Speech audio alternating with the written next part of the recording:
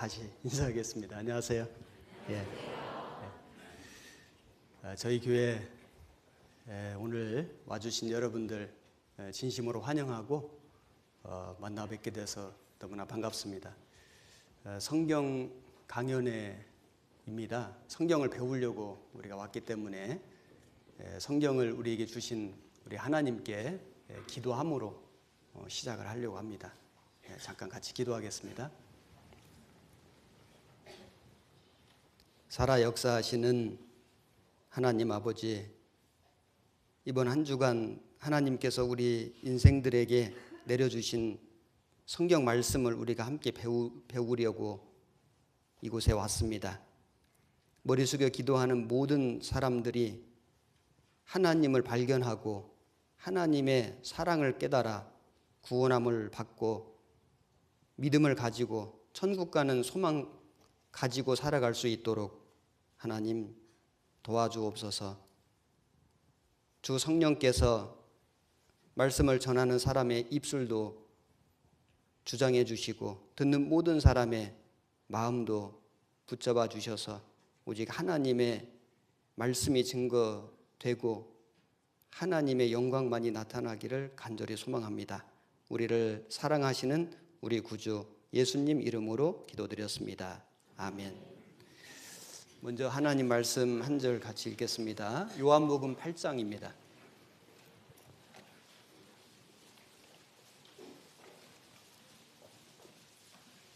페이지를 말씀드리겠습니다. 신약성경 158페이지, 성경을 처음 보시는 분들, 아직 익숙하지 않으신 분들은 제가 페이지를 말씀드리면 페이지로 찾으시면 좀 쉽습니다.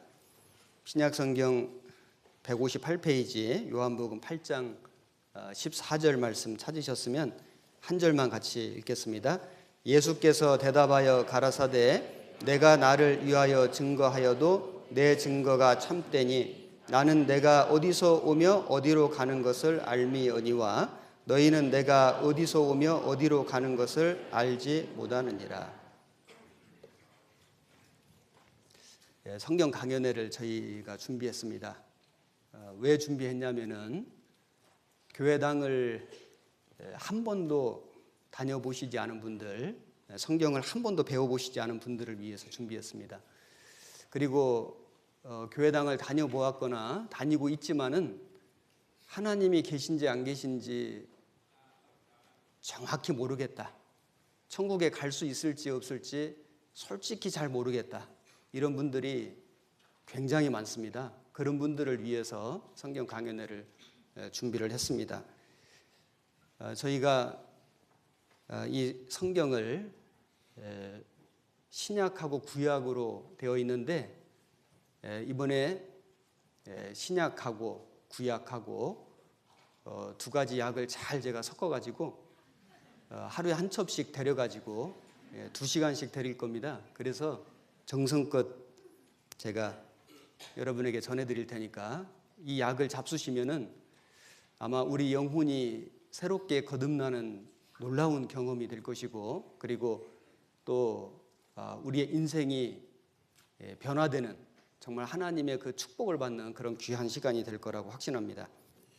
여기 금방 읽은 이 말씀에 보면은 예수님께서는 내가 어디서 오며 어디로 가는 것을 알미어니와, 예수님이 어디서 오고 어디로 가는 것을 아셨습니다. 그리고 우리도 예수님을 알아야 되거든요. 예수님이 누구신지 우리가 알아야 됩니다. 그런데 그 전에 우선 사람은 내가 어디서 왔냐, 이거 먼저 알아야 되거든요. 내가 어디서 왔냐, 도대체 사람이 어디서부터 시작이 됐고 내가 어디서 태어났냐, 그리고 또 지금 내가 살고 있는데 내가 지금 왜 살고 있냐, 무엇을 위해서 살고 있냐, 그리고 사람은 결국 어디로 가냐, 죽음 이후의 세계가 정말 있냐, 이런 문제들을 우리 인생들은 알아야 됩니다. 그 인생의 문제를 올바로 알기 위해서는 예수님을 알아야 되거든요. 그래서 오늘은 인생 문제를 먼저 좀 잠깐 말씀드려 보려고 합니다. 사람이 어디서 와서 무엇을 위해서 살고 어디로 가는 거냐. 여러분, 사람이 이 문제가 풀리지 않으면은 살면서도 마음이 매우 답답하고 불안하게 돼 있습니다. 목적지를 모르는 버스를 타고 가면은 그게 여행이 안 됩니다. 마음이 답답하고 불안하거든요. 제가 1988년에 군대를 갔습니다. 지금은 보충대라는 것이 없는데 제가 군대 갈 때는 보충대라는 것이 있었어요. 춘천에 백이보충대가 있었는데 거기에서 2박 3일인지 3박 4일인지를 대기를 하다가 이제 사회에서 입던 옷은 전부 소포로 해서 고향으로 보내고 나라에서 준 옷을 다 입고 그리고 이제 출소하는 날 연병장에 그 운동장에 있는 버스를 타는데 버스가 수십 대가 쫙 있습니다. 몇 번 버스 타라 그 말만 해줍니다. 그러면 이제 버스에 있는 번호 보고 타는데 이 버스가 어디로 가는지를 모르는 거예요. 보충대에서 이제 그 훈련받는 곳으로 이 버스가 가는데 어디로 가는지 행선지가 안 써 있습니다. 제가 버스를 탔는데 이 버스가 계속 북쪽으로 갑니다. 북쪽으로 가고 계속 북쪽으로 가는데 한참 가니까 38도선 이렇게 써 있는 데를 지나서 계속 올라가는 겁니다. 야, 도대체 군대를 오긴 왔는데 나를 데리고 어디로 갈까? 이게 막 너무나 불안한 거예요. 그러지 않겠습니까? 38도선을 지나서도 한참 가서 보니까 강원도 화천군 중부전선 최북단 최북단에 15사단 신병교육대에 저를 탁 이제 버스가 이제 저를 내려줬는데 그때부터 이제 버스문이 딱 열리니까 빨간 모자 쓴 조교들이 막 이제 눈을 부라리면서 막 이제 막 소리를 지르는 겁니다. 그렇게 제 군대 생활이 시작이 됐습니다. 여러분, 우리 인생을 버스로 이야기를 한다면은 행선지를 모르고 우리 인생을 살아가면은 참 불안하기 짝이 없습니다. 그런데 여러분 여행 다녀보셨죠?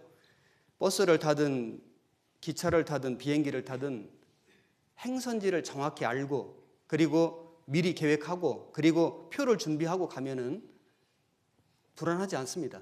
두렵지 않습니다. 오히려 기대가 되고 즐겁습니다. 하나님을 모르는 인생은 인생의 방랑자입니다. 행선지를 모르니까 내가 어디로 가는지를 모르니까 불안하기 짝이 없습니다. 그런데 하나님을 아는 인생은 인생의 여행자가 됩니다. 순례자가 됩니다. 목적지를 알고 가는 겁니다. 삶이 즐겁습니다. 의미가 있습니다. 우리가 하나님을 알고 사냐 모르고 사냐는 아주 중요한 문제라고 할 수 있습니다.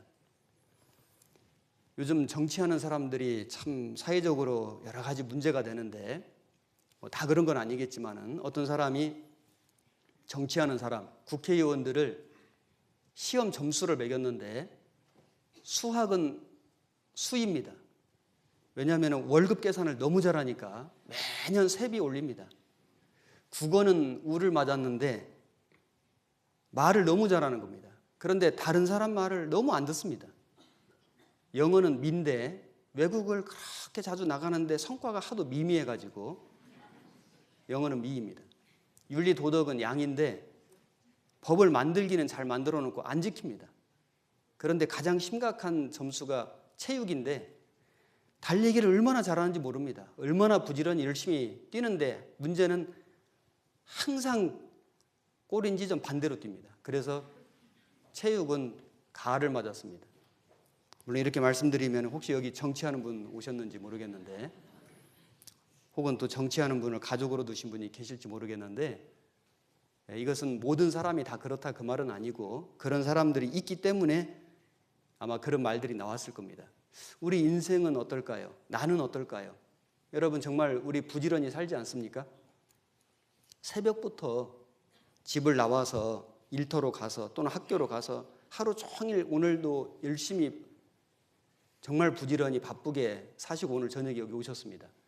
열심히 부지런히 바쁘게 사는 것은 너무 좋은 거지만, 잘하신 거지만, 문제는 내가 올바른 방향으로 뛰고 있느냐, 이거 한번 생각해 보셔야 되지 않겠습니까? 열심히는 달렸는데 가를 맞으면 안 되지 않습니까? 올바로 달리는 게 더 중요하지 않겠습니까? 우리가 성경을 배우는 것은 우리 인생 길을 정확하게 행선지를 알고 그 행선지를 향해서 우리가 올바로 살아보자, 이런 의미가 있는 겁니다. 여기 제가 작은 책 한 권을 소개해 보겠습니다. 꽃들에게 희망을 이라는 책인데 아마 읽어보신 분도 계실 겁니다. 트리나 플러스라고 하는 사람이 쓴 어른 동화책입니다. 뭐 장수가 그리 많지 않습니다. 책 소개한다니까 또 긴장하시는 분이 계실지 모르겠는데 몇 장 안 됩니다. 그 몇 장 안 되는 것 중에도 제가 몇 장만 또 소개를 하겠습니다. 여기에 호랑 애벌레가 있습니다. 이 호랑 애벌레가 나뭇잎을 갉아먹고 살고 있습니다. 그런데 나는 이렇게 나뭇잎만 갉아먹고 살아야 할까 고민을 하기 시작했습니다. 그리고 이제 나무를 기어다니고 땅을 기어다니는데 나는 이렇게 땅만 기어다니고 살아야 할까 고민을 하기 시작했습니다. 그래서 이 고민을 하던 끝에 이 호랑 애벌레가 어느 날 눈을 들어서 보니까 기둥이 있는 거예요. 기둥이 막 이렇게 굉장히 높은 기둥이 하나 있는 겁니다. 무슨 기둥인가 봤더니 애벌레들이 그 기둥을 막 계속 올라가는 겁니다. 그래서 이 호랑 애벌레가 생각하기를 저 기둥 끝에는 아마도 내가 찾는 그 무엇이 있을 것이다, 그런 생각을 하고 이제 이 기둥을 같이 올라가기 시작했습니다. 그런데 기둥을 올라간다는 것은 쉬운 일이 아니지 않습니까? 그래서 다른 애벌레를 밟고 막 이겨가면서 이제 기둥을 올라가는데 너무너무 힘이 드는 겁니다. 사방에서 떠밀고 막 소리 지르고 막 날린 겁니다. 그래도 이 애벌레가 저 기둥 끝에는, 꼭대기에는 아마도 내가 찾는 그 무엇이 있을 거야 생각을 하고 이제 올라가던 중에 노랑 애벌레를 만납니다. 이 노랑 애벌레하고 눈이 맞아버립니다. 그래서 거기서 이제 사랑에 빠집니다. 그래서 사랑에 빠지니까 무슨 꼭대기에 내가 찾는 무엇이 있든 없든 간에 이제 우선 너무 사람이 아니죠. 두 애벌레가 이제 사랑에 눈이 멀어가지고 이제 내려와 버립니다. 기둥을 내려와서 이제 둘이 살림 차리고 이제 살았습니다. 처음에는 참 너무 재밌고 깨가 쏟아졌는데 시간이 좀 지나니까 이 호랑 애벌레가 또 고민이 시작되는 겁니다. 이것이 전부일까?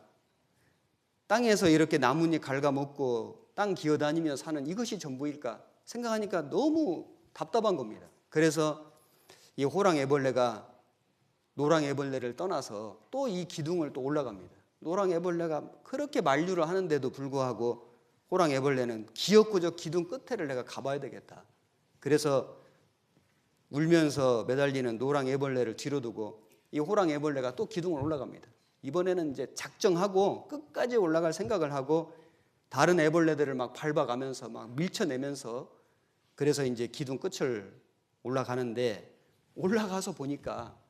기둥 끝을 올라가서 보니까 천신만고 끝에 올라가서 보니까 아무것도 없는 거예요. 그리고 저 멀리 자기가 올라온 기둥 같은 것들이 여기저기 이렇게 있을 뿐이고 아무것도 없는 겁니다.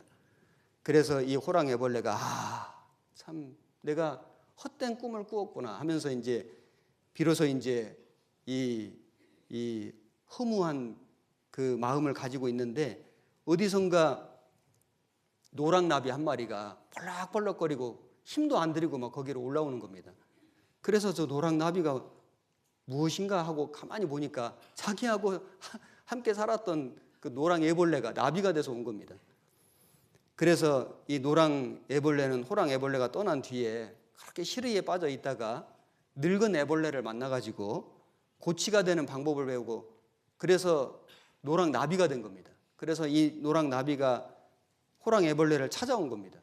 기둥 끝에 올라와서 날개를 펄럭거리면서 계속 얘기를 하는 겁니다. 나비 되는 길이 있다고. 그래서 이 호랑 애벌레가 이제 기둥을 내려옵니다. 내려오면서 다른 애벌레들한테 막 소리를 지릅니다.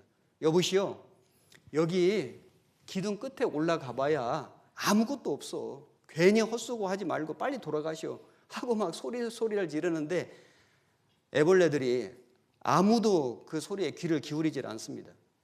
그래서 이 호랑 애벌레가 이제 내려와 가지고 노랑 애벌레의 그 도움을 받아 가지고 고치가 되고 드디어 이제 이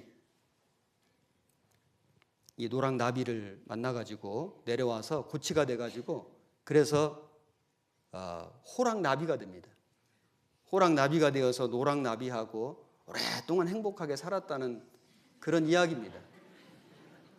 그런 이야기가 꽃들에게 희망을이라고 하는 이 책 스토리입니다. 몇 장 안 됩니다. 한번 사서 보시기 바랍니다. 그런데 이 책이 어른 동화책인데 스토리는 간단하지만은 여기에 우리 인생 이야기가 담겨져 있습니다. 사람은 무엇인가 높이 되어보기 위해서 얼마나 애를 씁니까? 지식도 좀 더 많이, 또 승진도 좀 더 높이, 사업도 좀 더 번창하게 얼마나 무진 애를 쓰고 살아가는데, 그런데 막상 내가 이제 많은 것을 이루었다 했지만은 돌아보면 허무한 것밖에 남는 것이 없고, 그리고는 그것이 영원히 못 간다는 것을 금방 깨닫습니다. 여러분, 이 이야기는 우리 모든 사람들의 이야기입니다. 여기 제가 어느 한 사람을 소개해 보겠습니다. 이 하인츠 프레이터라는 사람인데, 여기 만화로 된 이 사람의 인생을 제가 좀 읽어보겠습니다. 진정한 인생 성공이란 뭐냐? 글씨가 좀 작아서 잘 안 보이실지 모르겠는데 제가 읽어보겠습니다. 서기 2001년 7월 초 미국에서 날아온 한 부호의 죽음 소식은 많은 것을 생각하게 합니다. 그의 이름은 하인츠 프레이터.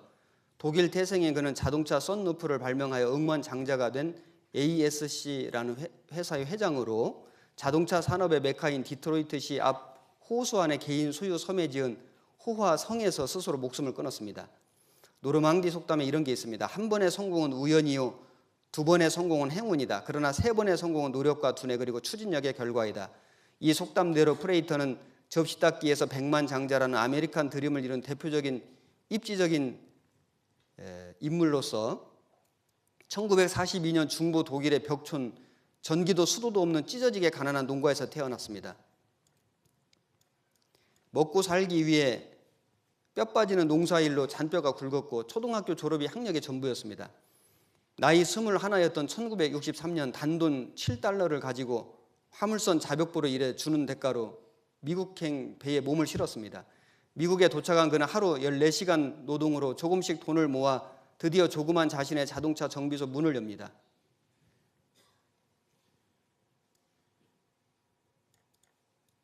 이때 그는 자동차 천장에 구멍을 내어 열고 닫을 수 있는 썬루프를 창안에 내므로써 떼돈을 벌어들였고 1965년 ASC사를 설립, 오늘날 36개나 되는 계열 회사를 거느리는 억만장자가 되었습니다. 그 외에 22개의 신문을 소유한 언론 재벌이자 여러 개의 호텔과 식당까지 소유하고 섬을 사들여 성 같은 초호화 저택을 지었습니다. 그러나 그의 삶은 오직 앞만 보고 달려온 일벌레 그 자체였습니다. 아침 7시 기상, 커피 한 잔, 점심은 샌드위치, 저녁은 비즈니스를 위한 외식, 모든 가치와 재산, 시간, 아이디어는 오직 일을 위한 것이었고 그에게 삶은 결코 즐기기 위한 것이 아니었습니다. 사업에서 모든 꿈을 이루자 그는 정치 쪽으로 눈을 돌렸습니다. 대통령 선거 때 친구 부시의 재정을 맡아 큰 도움을 주었고 당선된 대통령이 보내온 감사장을 그는 보물처럼 그의 집무실에 모시고 있었습니다. 모든 것을 이루고 남의 부러움을 한 몸에 왔던 그가 갑자기 스스로 목숨을 끊었습니다. 그의 자살 이유는 바로 공허함, 더 이상 인생의 목표가 없다.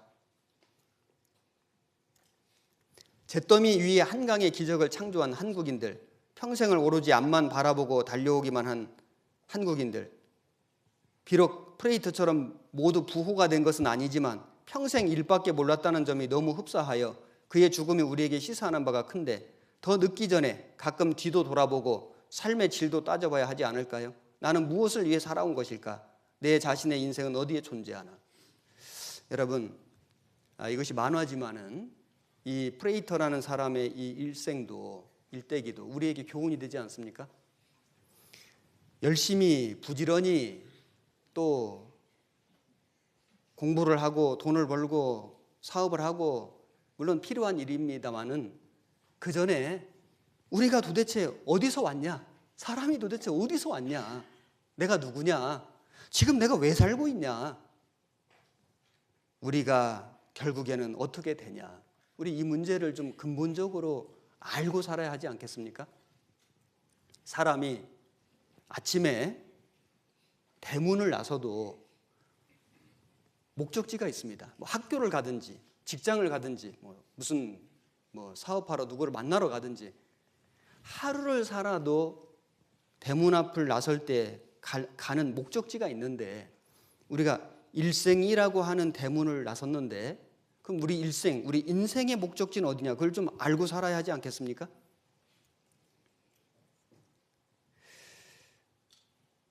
잘못하면 열심히 살았는데 결국에는 아무것도 가지고 가지 못하는 정말 아주 헛된 인생, 허무한 인생을 살 수도 있습니다.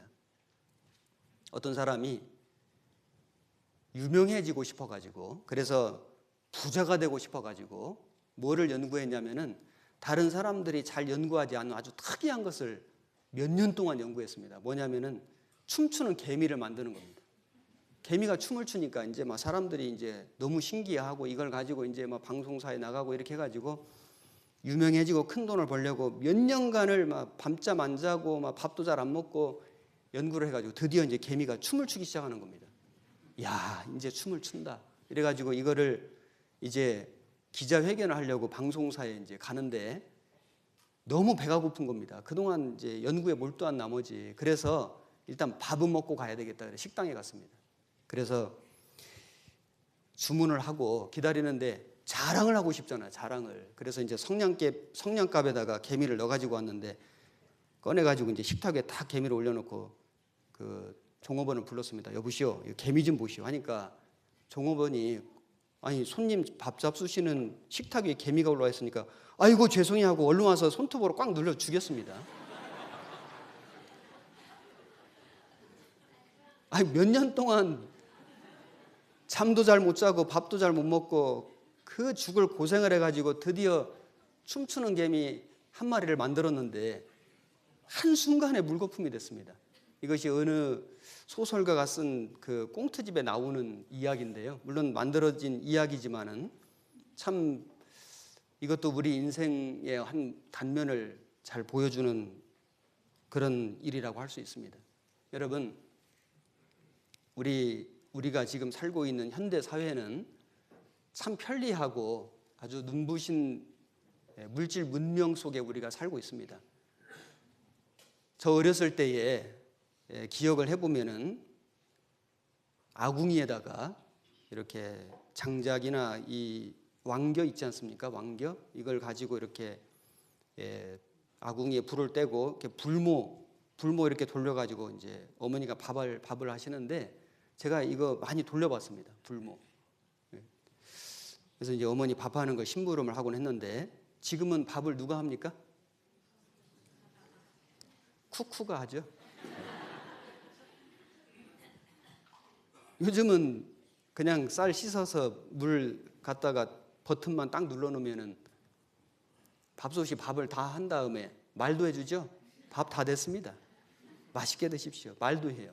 참 편리한 세상입니다. 어렸을 때 기억을 해보면은 그 마당 그 텃밭에다가 겨울에 아버지가 이렇게 막 구덩이를 파요. 구덩이를 파가지고 장독을 하나 묻습니다. 그래가지고 이제 어머니가 김장을 해놓으시면 그걸 이제 채곡채곡 해가지고 겨우 내 그거 꺼내서 이렇게 먹은 기억이 납니다. 뭐 여기 한 5학년 되신 분들은 다 알고 계시죠? 그런데 요즘에는 김장해서 어디다가 넣어놓습니까? 김채한테 넣어놓죠. 칸칸이 무슨 맛 김치 뭐 빨리 익는 김치 뭐 늦게 익는 김치 뭐 하여튼 참 편리한 세상에 살고 있습니다. 여러분, 저희 아버지가 아침마다 그 옛날에는 어떤 달력이 있었냐면은 한 장씩 찢어 쓰는 달력이 있었습니다. 아침마다 저거를 한 장씩 찢어서 가시더라고요.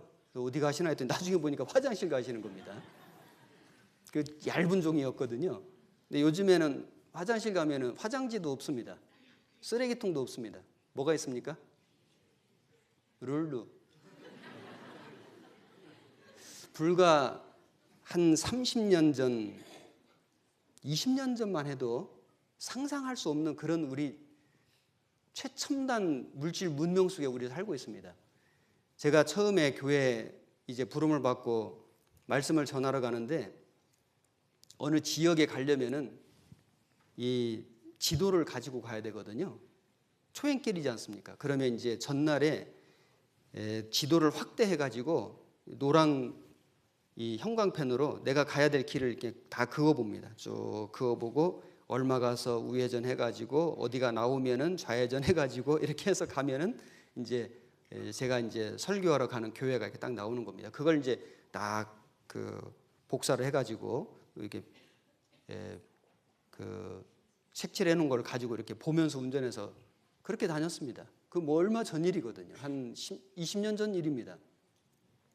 그런데 여러분, 요즘에는 초행길 운전하러 갈 때 뭐 가지고 갑니까?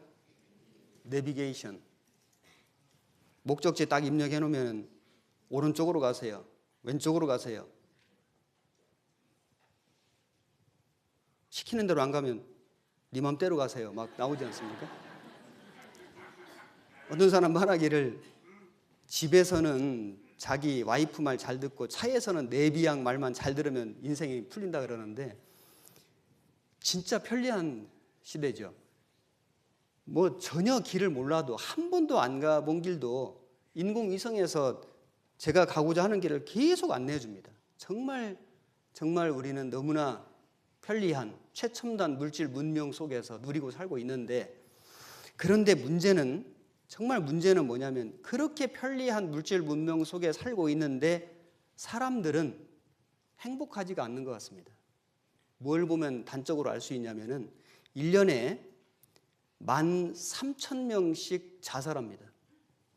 1년에 우리나라에서만 13,000명씩, 한때는 15,000명씩도 죽었습니다. 자살합니다. 목숨을 끊습니다. 아니, 생명은 이 세상에서 가장 귀한 거 아닙니까? 단 하나밖에 없는 거지 않습니까? 그런데 사람들이 그 하나밖에 없는 그 소중한 생명을 스스로 끊습니다. 이렇게 좋은 세상에서, 이렇게 편리한 최첨단 물질 문명 문화 속에 우리가 살고 있는데 사람들이 왜 죽을까요? 왜 살아야 되는지 이유를 모르는 겁니다. 내가 누군지를 모르는 거예요. 죽으면 어디로 가는지를 모르는 거예요. OECD 국가 중에서 우리나라 자살률이 1위입니다. 참 이게 진짜 오명인데, 그런데 특히 우리 한국 사람들 정말 부지런하고 열심히 살고, 한국 사람들 참 대단하거든요. 세상에 어느 곳에 가도 정말 우리 한국 사람들은 정말 끈기 있고 부지런하고 성공합니다. 그런데 문제는 자기가 누군지를 잘 모르는 거예요. 내가 지금 왜 사는지를 생각을 안 해보는 겁니다. 어디로 가는지를 심각하게 고민을 안 해보는 겁니다.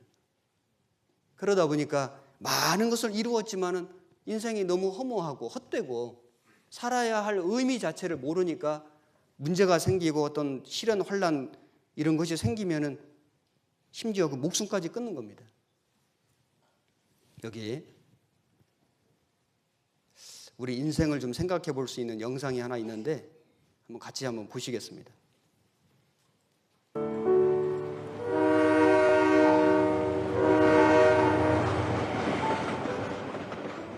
한 남자가 인생이란 기차를 타고 여행을 떠났다. 인생이란 기차가 시간의 철로를 빠르게 달려가는 동안 이 남자는 차창 밖으로 펼쳐진 아름다운 풍경들을 보며 마음속으로 한 가지 다짐을 했다. 그래, 난 이 기차 안에서 가장 행복한 여행을 할 거야. 이 남자는 자신의 행복한 여행을 위해서 새로운 친구들을 사귀기 시작했다. 한 친구는 기차 안에서 가장 힘이 센 주먹이었고, 이봐 친구, 필요한 게 있으면 뭐든지 말해. 이 기차 안에 있는 건 모두 내 거나 마찬가지니까. 다른 친구는 그 누구보다도 머리 회전이 빠른 잔머리였고, 머리만 잘 굴리면 명예와 인기를 한꺼번에 가질 수가 있다고. 또 다른 친구는 날마다 신나게 춤을 추며 술 마시는 것을 좋아하는 축제였다. 오늘 밤도 기대하시라. 미녀들과 함께하는 환상의 파티.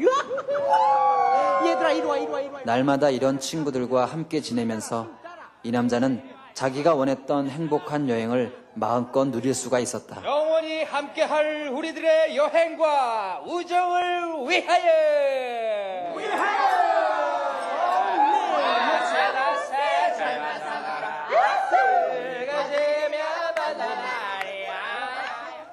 그러던 어느 날 잔뜩 술에 취해서 누워있는 이 남자에게 어떤 한 사람이 찾아왔다. 당신 누구야? 난 질병이라는 사람이요. 당신에게 기차 기관사의 통보를 전하러 왔소. 통보? 그게 뭔데? 당신은 죽음 정거장인 다음 정거장에서 내리시오. 거기가 당신의 마지막 정거장이요. 마지막 정거장? 갑작스런 기관사의 통보에 이 남자는 깜짝 놀랐다.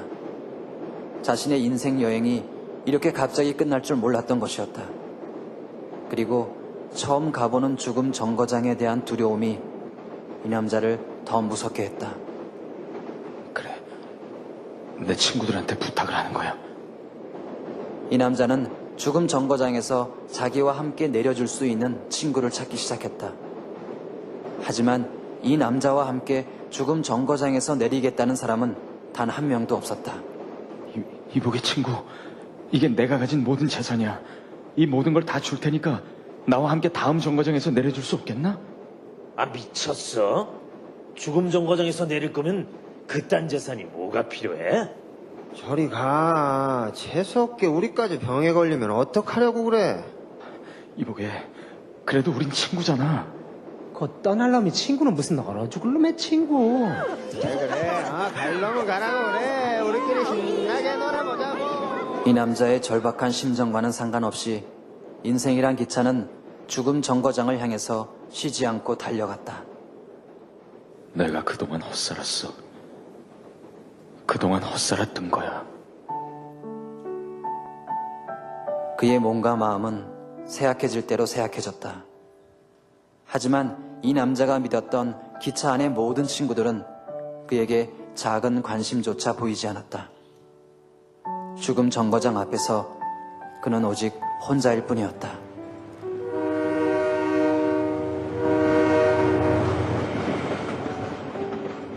드디어 기차가 죽음 정거장에 도착했다. 이 남자는 기차에서 혼자 내릴 수밖에 없었다.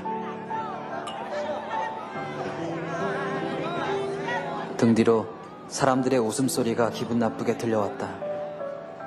다시 떠나가는 기차 소리가 완전히 사라질 때까지 그는 고개를 돌리지 않았다.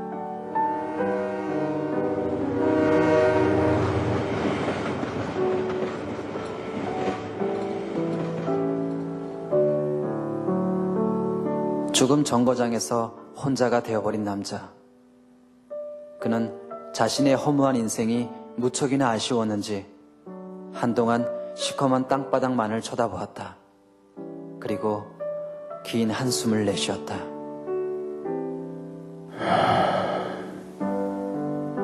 내게 남은 건 이제 아무것도 없어.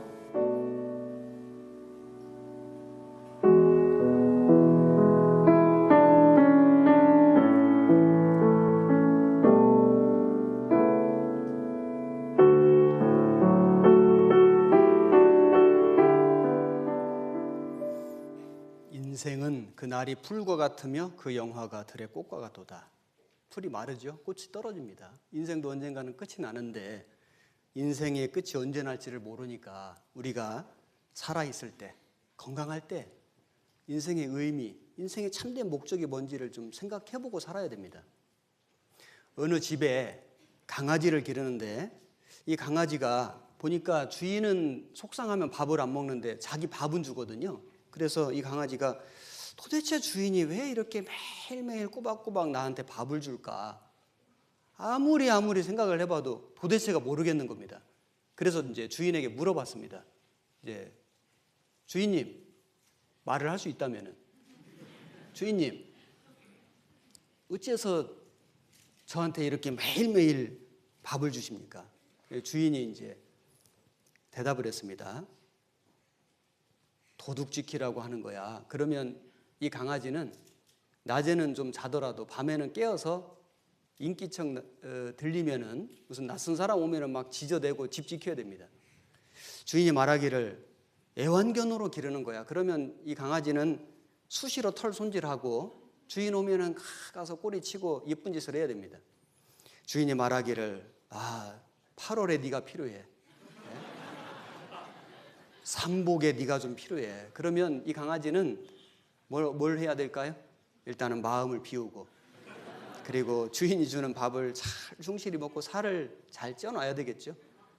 여러분, 강아지 기르는 목적을 강아지가 스스로 정할까요? 기르는 주인이 정할까요? 기르는 주인이 정하죠. 강아지는 아무리 생각해도 모릅니다. 물어봐야 되거든요. 여러분, 인생이 살아가는데 인생 살아가는 목적을 사람이 정할까요? 사람 만드신 하나님이 정할까요? 하나님이 정하거든요. 그러니까 사람이 아무리 생각해도 모르는 겁니다. 막 철학을 하고 막 온갖 종교 생활을 다 해도 모르는 거예요. 어떻게 해야 될까요? 사람 만드신 하나님께 물어봐야 됩니다. 어떻게 하면 물어볼 수 있을까요? 성경 공부해 보면 됩니다. 왜 성경을 공부하냐? 성경 속에 하나님이 사람을 왜 만드셨는지, 어떻게 만드셨는지, 사람이 어떻게 살아야 하는지, 사람이 결국은 어디로 가는지 성경에다가 하나님이 다 써놓으셨습니다. 인생 답안지입니다. 학교 다닐 때 어려운 수학 문제 풀다 못 풀면 뭐 보면 됩니까? 이참에 때려칩니까? 아니고 답안지 보면 돼요. 답안지 보면 거기에 설명, 공식, 답이 다 있습니다. 여러분, 인생 살면서 인생이 도대체 뭔지, 내가 어디서 왔는지, 왜 사는지, 어디로 가는지를 모르면 하나님의 말씀, 성경을 배워보면 됩니다. 이 성경에 답이 있습니다. 요한복음 8장 32절입니다. 한 장만 뒤로 넘기시면 8장 32절 말씀도 한 절 같이 읽겠습니다. 진리를 알지니 진리가 너희를 자유케 하리라. 진리가 너희를 자유케 한다. 이 하나님 말씀이 진리인데 자유케 된다, 그 말씀은 진리를 모를 때는 자유가 없다. 자유가 없다는 것은 무엇인가에 우리가 붙잡혀 있다, 묶여 있다, 사로잡혀 있다, 그 말이거든요. 무엇에 우리가 붙들려 있을까요? 붙잡혀 있을까요? 온갖 세상에 거짓된 것, 그리고 혼란한 것, 수없이 많은 그런 인생의 그 의문들 속에 우리가 붙잡혀 있습니다. 도대체 내가 누구냐? 사람이 누구냐? 어디서 왔냐? 어디로 가냐? 무지와 혼란에 붙잡혀 있는 우리 인생인데 하나님 말씀을 올바로 배우고 올바로 알고 올바로 딱 깨달으면 거기서 자유가 되는 거예요. 다 풀립니다. 여러분, 어렸을 때 저 공이 없으니까 어머니 그 뜨개실 공 있잖아요. 그 뜨개실 공 이렇게 뭉쳐가지고 그걸로 형하고 방 안에서 공 찼거든요. 뭐 생각나시는 분 있을 겁니다. 아이고 나도 그랬는데 그 공 차다 보면요 실이 막 엉켜가지고 이제 나중에 어머니 오실 때쯤 되면 실을 풀어놔야 되는데 이게 막 하도 엉키면 어디서 풀어야 될지를 모를 때가 있습니다. 여러분, 인생 살다 보면 인생 문제가 하도 엉켜가지고 도대체 이 문제를 어디서 풀어야 될지 모를 때가 있거든요. 그럴 때는 하나님 말씀을 들으면 됩니다. 공부해보면요 하나가 탁 풀리면 나머지가 다 풀리도록 돼 있습니다. 그래서 하나님이 우리 인생들에게 성경을 주신 겁니다. 요한복음 17장 17절 177페이지 역시 한 절 같이 읽겠습니다. 저희를 진리로 거룩하게 하옵소서. 아버지의 말씀은 진리니이다. 어떤 사람은 이거를 글을 안 읽고 듣기만 해가지고 아버지의 말씀은 질려버립니다. 이 말인 줄 알고 아니고 아버지의 말씀은 하나님 말씀은 참된 말씀입니다. 진리입니다. 이 진리거든요. 우리가 이 성경을 왜 배우냐면은 이 진리의 말씀을 올바로 깨달으면 인생 문제가 다 해결되는, 무슨 뭐 기독교인 되고 여기 천안교회 뭐 교인 되라고 지금 이 말씀을 우리가 전하는 게 아니라 하나님의 참된 진리의 말씀을 우리가 배워서 인생의 모든 문제를 한번 해결하고 참된 의미를 알고 목적을 알고 우리가 한번 정말 열심으로 부지런히 의미 있게 행복하게 살아보자. 이것이 성경 배우는 목적입니다. 많은 사람들이 하나님을 오해하거든요. 교회를 오해합니다. 예수님에 대해서 오해하고 참으로 거듭난 그리스도인들을 오해합니다. 교회당 다닌다고 다 거듭난 크리스찬 아닙니다. 구원받지 않은, 거듭나지 못한 기독교인 많습니다. 그리고 진리를 가르치지 않는 교회도 많습니다. 그냥 종교 생활하는 기독교인 많습니다. 우리가 하나님의 말씀을 올바로 배워보면 모든 오해가 풀리도록 되어 있습니다.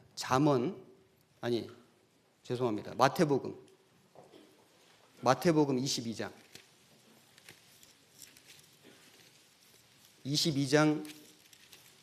29절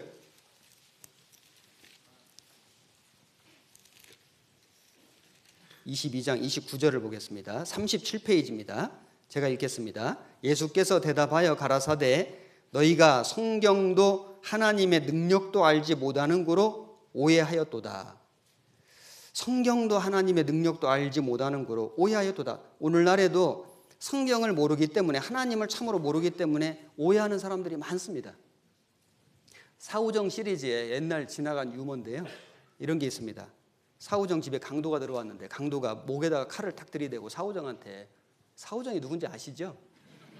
사우정한테 너는 이제 죽을 준비해라 이러니까 사우정이 매우 곤란한 표정을 지면서 정말 죄송한데 저희 집에는 지금 밥밖에 없는데요, 뭐 이런 겁니다.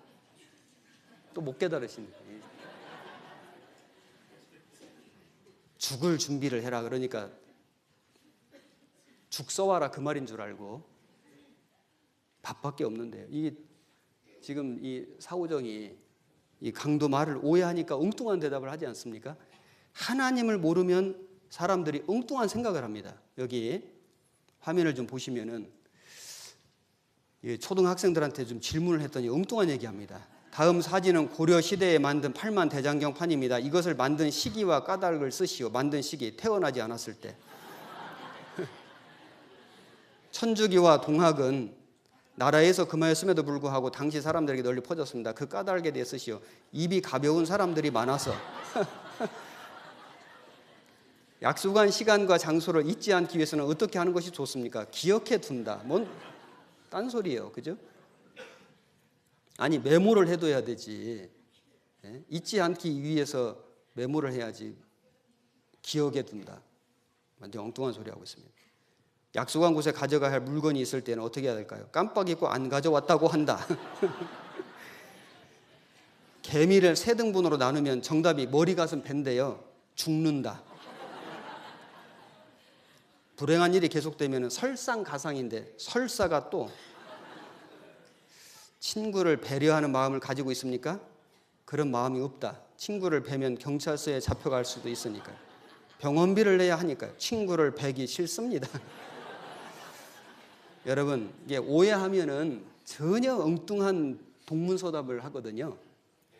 여기 코끼리가 한 마리 있는데 여기 소경들이 눈이 안 보입니다. 한 사람은 막 귀를 만지면서 뭐라 하냐면 이건 기와집이다 이러는 겁니다. 한 사람은 코를 만지면서 이거는 나뭇가지다. 한 사람은 다리 만지면서 이거는 기둥이다 이러는 겁니다. 오해죠, 오해. 이건 뭘까요? 어떤 사람은 이거 담요입니다. 개입니다. 언뜻 보면 잘 모를 수 있거든요. 자세히 봐야 됩니다. 할머니들이 흰가루 농약을 밀가루로 착각해서 칼국수 먹고 위독합니다. 여러분, 우물안 개구리라는 우리 옛말이 있는데 네모난 우물 안에 있는 개구리한테는 하늘 모양이 어떻게 생겼냐 그러면 뭐라 합니까? 네모나다, 동그랗다, 세모나다. 근데 실제 하늘 모양은 어떻습니까? 이런 모양이 아니죠. 이 개구리가 진짜 하늘 모양을 알려면 어떻게 할까요? 우길 게 아니고 우물 밖으로 나와야 되죠. 사람은 각자 자기 생각의 우물에 살거든요. 자기 경험의 우물, 지식의 우물. 하나님은 이렇다, 예수는 이렇다, 기독교는 이렇다, 성경은 이렇다, 기독교인은 이렇다. 이렇게 나름대로 자기 생각의 우물, 자기 지식 경험의 우물 속에서 판단하는데 이번에 좀 자기 생각과 지식의 우물에서 좀 나와가지고 한번 객관적인 입장에서 그런 시각을 가지고 한번 배워보십시오. 그리고 한 가지 주의할 게 뭐냐면은 유명 상품일수록 가짜 상품이 있습니다. 이걸 짝퉁, 이미테이션이라고 하는데 여기 K2는 뭐 나름대로 좋은 브랜드죠. 여기 뭐 유사품 로고가 뭐 여러 가지 있습니다. 주의해 보셔야 되죠. 잘못하면 가짜 삽니다. 아비바스가 아니지 않습니까? 하이키 여기 이렇게 혹이 없습니다. 파마 아닙니다. 푸마입니다. 파마 있지 않습니까? 여기 지금 피마 뭘 피고 있습니다. 피납니다. 피가 납니다. 자나 자고 있습니다. 이런 게 아니고 푸마거든요. 잘 봐야 됩니다. 여러분 이 교회라고 해서 다 교회가 아니고 기독교인 다 거듭난 크리스찬 아닙니다. 정말 하나님 말씀을 올바로 배워서 올바로 알면은 아 이게 하나님, 이분이 하나님이고 예수님이고 왜 오셨고 성경이 어떤 말씀이고 거듭난다는 게 뭐고 천국 간다는 게 이런 거고 이거 정확히 알 수 있습니다. 길고 짧은 거는 대봐야 되는데 재봐야 되죠. 재봐야 되죠. 우긴다고 될 일이 아니거든요. 잣대 가지고 재보면 정확합니다. 옳고 그른 거는 사람의 말이 아니고 사람 주장이 아니고 큰 소리 친다고 되는 게 아니고 사람 많다고 되는 게 아니고 옳고 그른 것은 성경이 잣대입니다. 성경에 비추어서 옳으면 옳은 거예요. 성경이 아니면 아닌 겁니다. 그러지 않습니까? 성경 배우는 게 중요한 거예요. 그동안 많은 사람들이 교회당을 오랫동안 다니기도 하고 나름대로 하나님을 믿었지만 성경대로 믿지 않으면 아무 소용 없습니다. 이번 한 주간 자기 그동안의 어떤 생각과 그 고정관념 이런 걸 좀 내려놓으시고 한번 객관적인 그런 입장에서 한번 성경을 한번 배워보십시오. 요한복음 4장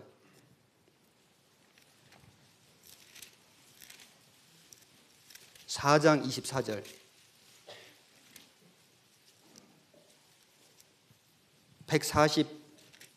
148페이지 4장 24절 하나님은 영이시니 예배하는 자가 신령과 진정으로 예배할지니라. 여러분 사람들이 하나님에 대해서 오해하는 것 중에 한 가지가 하나님은 안 보이지 않냐 보여주면 믿겠다. 하나님은요 영이십니다. 여러분 사람의 마음 보입니까?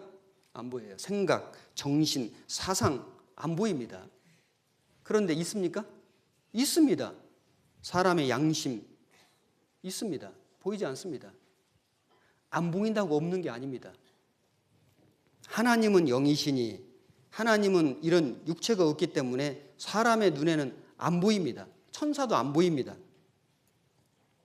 그러나 하나님은 영으로 살아계시기 때문에 우리가 영혼이 거듭나면 하나님을 볼 수 있습니다. 마태복음에 심령이 가난한 자는 하나님을 볼 것이며 이렇게 되어 있습니다. 시력이 좋은 자는 하나님을 본다 이렇게 안 되어 있어요. 눈이 얼마나 좋으면 하나님이 보이겠습니까? 안 보입니다. 하나님은 영이십니다. 안 보이는 하나님을 우리가 어떻게 믿을 수 있냐? 여러분 심장 있습니까? 없습니까? 심장 있습니다. 보셨습니까? 자기 심장을 본 사람은 한 사람도 없습니다. 그런데 여러분 심장이 있다는 걸 어떻게 믿습니까? 배워서 믿는 거예요. 배워서 믿는 거예요. 하나님 안 보입니다. 그런데 하나님은 어떻게 믿습니까? 성경을 배워서 믿는 거예요. 요한복음 3장 19절 한 장만 앞으로 넘기시면 3장 19절 그 정죄는 이것이니 곧 빛이 세상에 왔으되 사람들이 자기 행위가 악함으로 빛보다 어두움을 더 사랑한 것이니라. 악을 행하는 자마다 빛을 미워하여 빛으로 오지 아니하나니 이는 그 행위가 드러날까 함이요. 여기 보면 빛이 세상에 왔으되 사람들이 빛보다 어두움을 더 사랑했다. 여러분, 사람은 마음속에 죄가 있습니다. 살아가면서 죄를 많이 짓습니다. 어둠이거든요. 하나님은 죄가 없습니다. 빛입니다. 여러분, 여기 빛이 있는데 어둡지 않지 않습니까? 이거 전등 끄면 여기 어둠이 옵니다. 전등 켜면은 어둠이 사라집니다. 빛과 어두움은 공존할 수가 없습니다.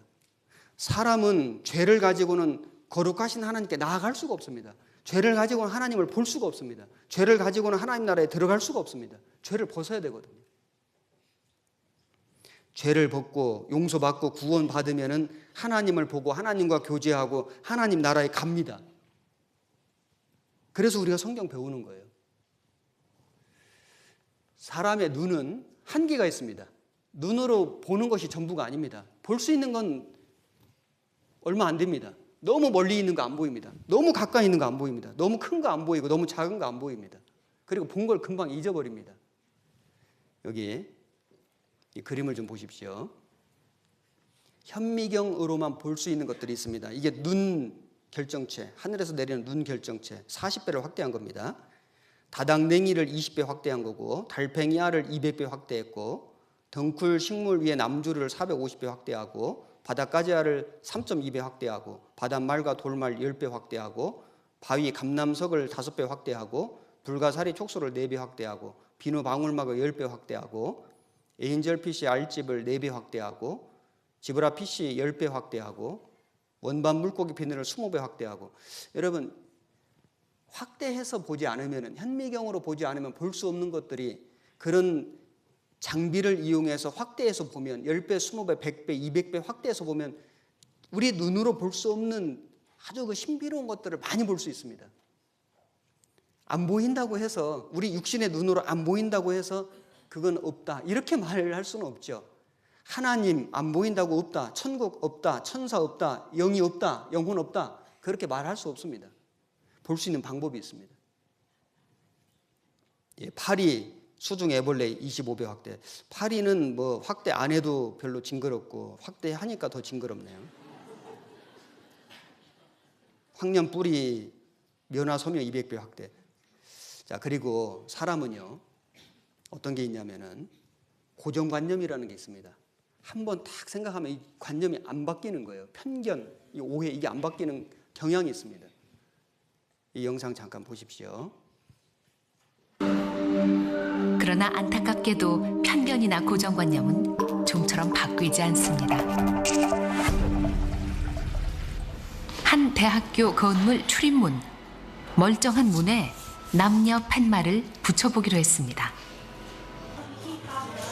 이제 사람들을 지켜보시죠. 아니야, 상관없어. 송영이요. 이리로 가. 안 돼.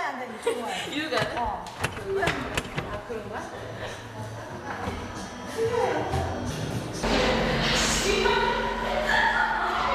멈칫하더니 남성용으로 들어오는군요. 근데 그 순간에 뭐 들어갔지? 그러게 말입니다. 하지만 자신도 모르게 팻말이 시키는 대로 저절로 몸이 움직입니다. 다들 왜 그래야 하는지, 무슨 일이 벌어지고 있는지 의심하지 않습니다. 우리 머릿속에 자리 잡은 고정관념은 생각보다 훨씬 강력합니다. 이렇게 우리의 판단과 행동을 지배하죠. 지금까지 하나님에 대해서, 또 교회에 대해서, 또 기독교인에 대해서 나름대로 가지고 계셨던 고정관념이 있을 겁니다. 그 고정관념을 잠깐 내려놓고 한번 따져보자, 한번 확인해보자. 무조건 믿어달라는 말 절대 안 합니다. 믿어달라고 부탁해서 믿어지는 거 절대 아닙니다. 이 시간이 끝날 때까지, 아니 이번 집회가 끝날 때까지 제가 여러분에게 단 한 번도 좀 믿어주십시오, 이 교회 좀 다녀주십시오, 이런 부탁 안 드리겠습니다. 드려봐야 아무 소용없습니다. 그러나 고정관념을 좀 내려놓고 정말 그런지 안 그런지 한번 내가 따져보고 확인해보자, 이 정도 마음만 가져주시면 감사하겠습니다. 사도행전 17장입니다.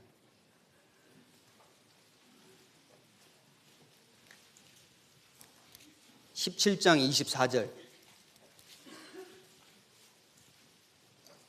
217페이지입니다. 24절 제가 읽겠습니다. 우주와 그 가운데 있는 만유를 지으신 신께서는 천지의 주제시니 손으로 지은 전에 계시지 아니하시고. 자, 여기 보시면 만유를 지으신 신께서는, 여러분, 하나님은 우주와 만물을 지으신 분이거든요. 그런데 사람들이 어떤 오해를 하냐면은 하나님이 교회당 안에 계신 줄 알아요. 그러니까 어떤 기독교인들은 주일날 교회 와서 예배할 때는 경건하게 하나님께 찬송하고 헌금 드리고, 그리고는 교회당 밖에 나가서 세상에 살 때는 자기 마음대로 살아요. 술 마시고 담배 피고 거짓말하고 안 믿는 사람하고 비슷해요. 그리고 주일날 교회 와서만 또 경건하게 하나님께 예배드려요. 하나님이 교회당 안에 계신다고 말은 안 하지만 그렇게 생각하는 거예요. 그럴까요? 아닙니다. 하나님은 천지에 충만하신 분이에요. 우리의 모든 걸음을 감찰하시는 분이다. 하나님에 대해서 너무나 잘못 알고 계신 겁니다. 오해하고 계신 겁니다. 그리고 25절에 또 무엇이 부족한 것처럼 사람의 손으로 섬김을 받으시는 것이 아니니 이는 만민에게 생명과 호흡과 만물을 친히 주시는 자이심이라. 어떤 사람들은 교회 가자 그러면 나 돈이 없어 이러거든요. 무슨 교회 가면 막 돈 바치는 줄 알아요. 여기 제가 말씀드리겠는데 오늘만 아니고 이번 집회 끝나는 날까지 헌금 시간이 없습니다. 아니, 이번 주만이 아니고 우리 교회는, 저희 교회는요, 헌금하는 시간이 따로 없습니다.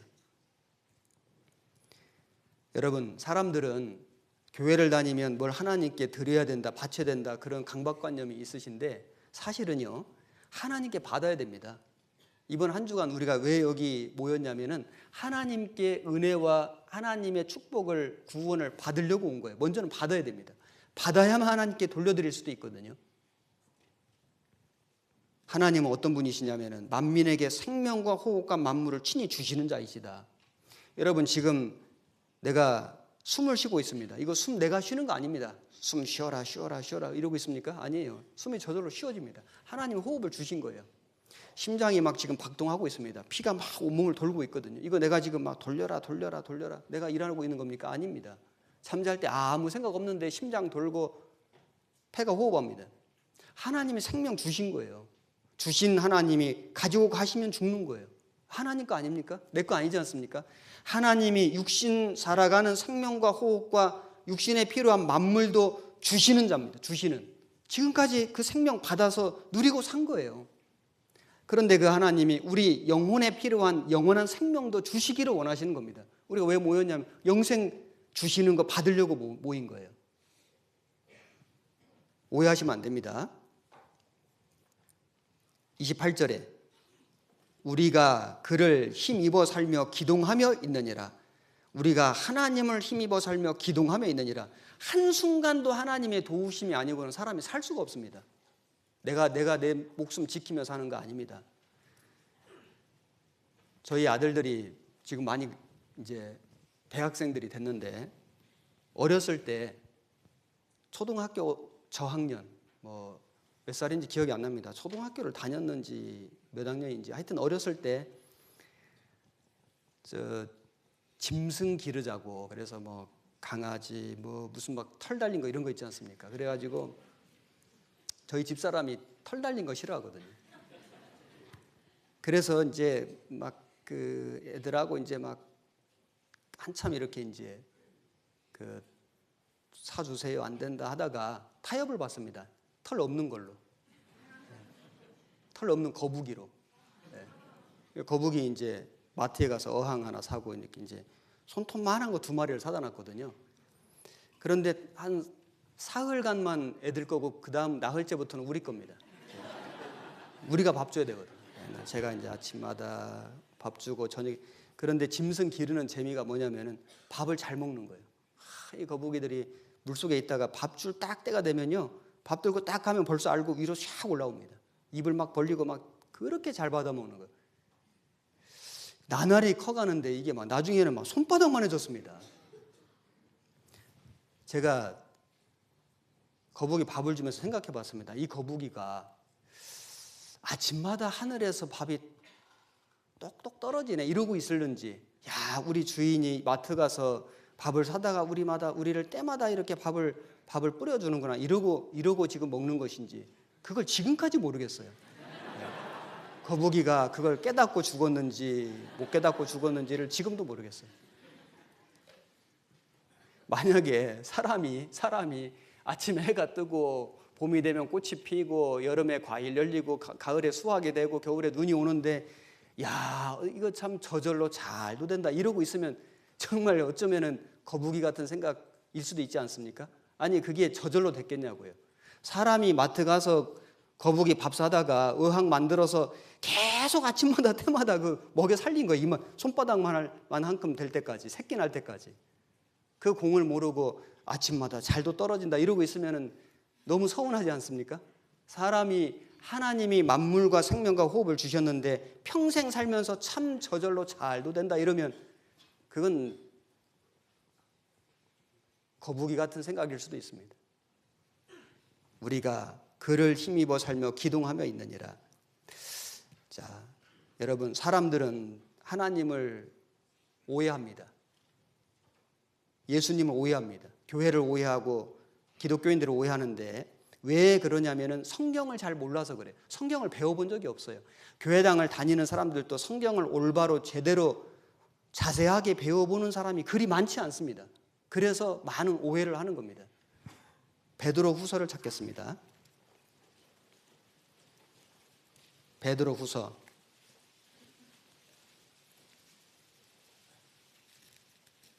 1장 20절 384페이지 1장 20절입니다. 20절, 21절 이렇게 두 절을 같이 읽겠습니다. 먼저 알 것은 경의 모든 예언은 사사로이 풀 것이 아니니 예언은 언제든지 사람의 뜻으로 낸 것이 아니요 오직 성령의 감동하심을 입은 사람들이 하나님께 받아 말한 것임이니라. 경의 모든 예언, 성경이 예언이거든요. 앞으로 되어질 일을 말씀하신 겁니다. 사람의 뜻으로 낸 것이 아니요 성령의 감동하심을 입은 사람들이 하나님께 받아 기록했다는 거예요. 그래서 성경 저자라고 하지 않고 성경 기자라고 합니다. 기자가 40명쯤 됩니다. 저자는 하나님이시거든요. 자, 여기 성경에 대해서 잠깐 자료를 좀 보시겠습니다. 우리가 어떻게 믿을 것인가 참 중요한데 미신 이렇게 믿으면 안 되죠. 맹신 덮어놓고 믿으면 안 됩니다. 광신 미친 듯이 믿어도 안 되고 확실히 믿어야 되는데 확실히 믿으려면 성경을 알아야 되거든요. 성경을 배워야 됩니다. 그래야 확신이 생깁니다. 왜 하나님이 말씀을 주셨냐?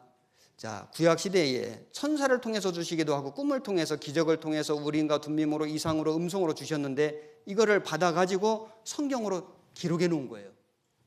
그래야만 정확하거든요. 영속성이 있고 객관성이 있고 전달성이 있는 겁니다. 그래서 성경을 주신 거예요. 방송국에서 전파를 날리면은 텔레비전에서 그 전파를 수신하죠. 그래서 화면으로 소리로 나타납니다. 망원경으로 천체를 보고 현미경으로 미생물을 보는데 보이지 않는 하나님은 뭘로 보냐? 성경으로 보는 거예요. 성경으로. 성경 안에는 인생의 모든 해답이 있고 천지 만물을 지으신 과학이 있고 영적인 세계가 있고 신령한 세계예요. 인간 역사가 들어있습니다. 성경 속에 다 들어있습니다. 성경이 모세가 제일 먼저 기록했는데 1500년, BC 1500년 전 사람입니다. 이 BC가 Before Christ죠.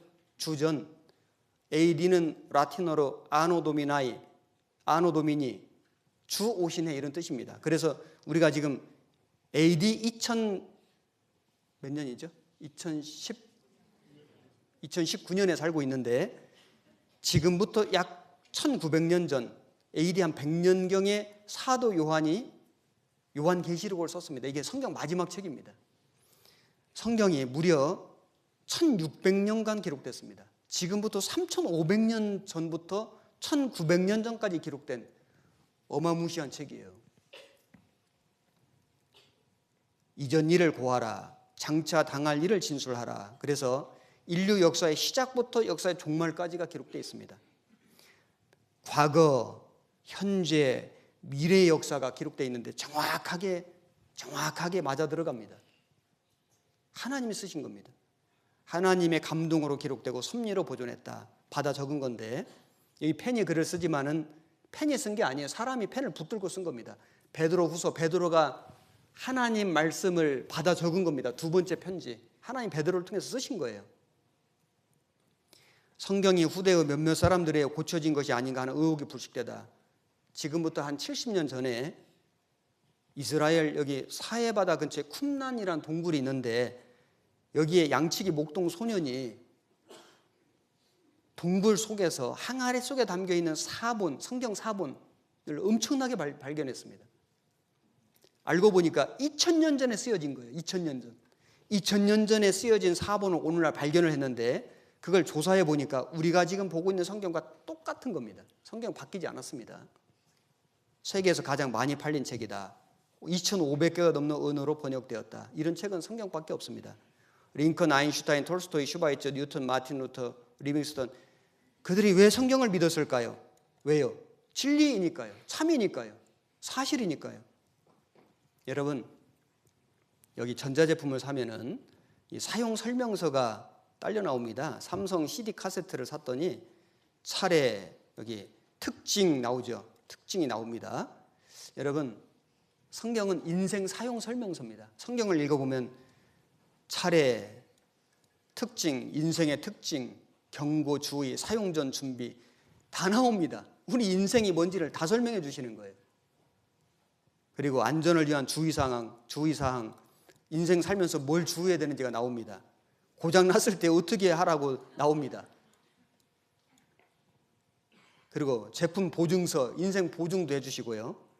그리고 이제 다 쓰고 버릴 때 어떻게 버리라고 나옵니다. 인생 사용 설명서입니다. 반드시 읽어봐야 됩니다. 모든 사람을 위한 말씀, 특별한 사람이 아니고 모든 사람, 여기 계신 모든 분들을 위해서. 그래서 성경이요, 연애 편지입니다. 당신을 향한 러브레터, 아주 오랜 시간 동안 인내함으로 써내려간 그 사랑의 편지들이 두꺼운 책이 되었습니다. 진정한 사랑의 충고와 희생과 기다림과 눈물로 이루어진 사랑의 편지가 오늘도 당신의 마음을 두드립니다. 참 놀라운 것은 오늘 하루 듣고 내일 듣고 들으면요, 매일매일마다 누군가 내 마음 문을 두드립니다. 자꾸 마음 문을 두드려요. 두드리면 사람이 누군가 하고 나중에 알아보면 좋은 사람이고 내가 아는 사람이 문 열어주지 않습니까? 하나님이 계속 내 마음 문을 두드리는 거예요. 며칠 지나면은 하나님을 알게 되고 마음 문을 열면 주님이 들어오시는 거예요. 내 삶의 주인이 되십니다. 나를 구원해 주시고요. 당신을 향한 하나님의 러브레터, 바로 성경 말씀입니다. 여러분, 연애 편지 받아보셨죠?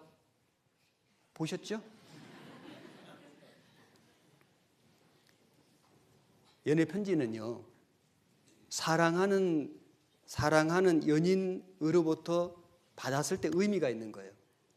어떤 사람이 연애 편지를 막 보면서 웃다가 울다가 막 또 넣었다가 또 보고 하는 겁니다. 친구가 보고 뭘 그렇게 보냐고 하면서 뺏어서 읽어보니까 뭐 이 편지가 한 30장 되는데 한 장도 다 못 읽고는 뭘 이런 걸 가지고 그러냐면서 돌려줍니다. 여러분, 남의 연애 편지 재미있습니까? 없습니까?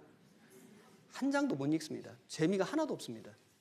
그런데 자기가 사랑하는 연인에게 받은 연애 편지는 어떻게 합니까? 한 번 보고 버립니까? 보관했다 또 봅니까? 안 받아보셨습니까? 그래도 생각을 해보면 아시잖아요. 정말 사랑하는 연인에게 편지가 왔으면 보고 또 보고 하도 많이 봐가지고 막 날습니다. 어떤 거는 막 줄칩니다. 막 감동받은 구절에는 줄치고 형광색으로 막 줄치고 막 어떤 구절은 막 암송합니다. 하도 좋아가지고. 여러분, 우리가 성경을 올바로 배워가지고 하나님을 알고 하나님 사랑을 딱 깨달으면 이 성경이 하나님이 내게 주신 연애 편지라는 걸 알 수 있습니다. 그러면요, 성경을 보고 또 보고 막 줄치고 형광색 막 칠하고 나중에 막 너덜너덜해지고 막 어떤 구절 막 암송하고 다니고, 왜냐하면 이게 사랑이거든요. 사랑이 편지입니다. 왜 그동안 성경 보는 게 그렇게 힘이 드냐, 수면제냐? 하나님 사랑을 못 깨달아서 그런 거예요. 이번에 하나님 사랑을 좀 깨달아 보십시오. 자, 제가 잠깐 휴식 시간을 드릴 건데 한 5분밖에 안 됩니다. 다 나가시면 큰일 납니다. 그래서 화장실 정말 급하신 분만 다녀오시고 나머지 분들은 뭘 하시냐면은 제가 박지성을 오라고 했습니다. 박지성 선수하고 체조를 따라서 하시면 됩니다. 박지성과 함께하는 대한민국 응원체조.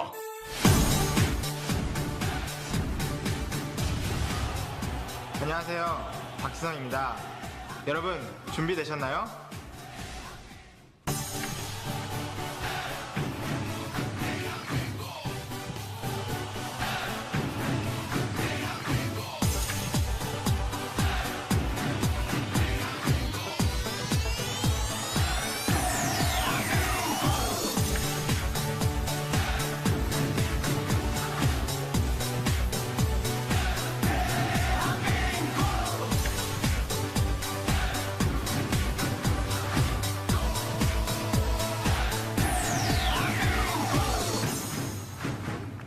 한 번 더. 하나, 둘, 셋, 넷, 다섯, 여섯, 일곱, 여덟. 하나, 둘, 셋, 넷, 다섯, 여섯, 일곱, 여덟. 하나, 둘, 셋, 넷, 다섯, 여섯, 일곱, 여덟. 하나, 둘, 셋, 넷, 다섯, 여섯, 일곱, 여덟. 한 번 더. 하나, 둘, 셋, 넷, 다섯, 여섯, 일곱, 여덟. 하나, 둘, 셋, 넷, 다섯, 여섯, 일곱, 여덟. 하나, 둘, 셋, 넷, 다섯, 여섯, 일곱, 여덟. 하나, 둘, 셋, 넷, 다섯, 여섯, 일곱, 여덟.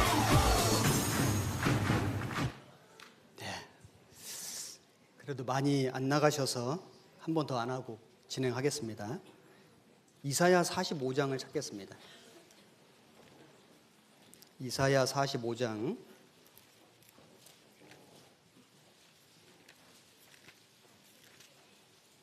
12절입니다.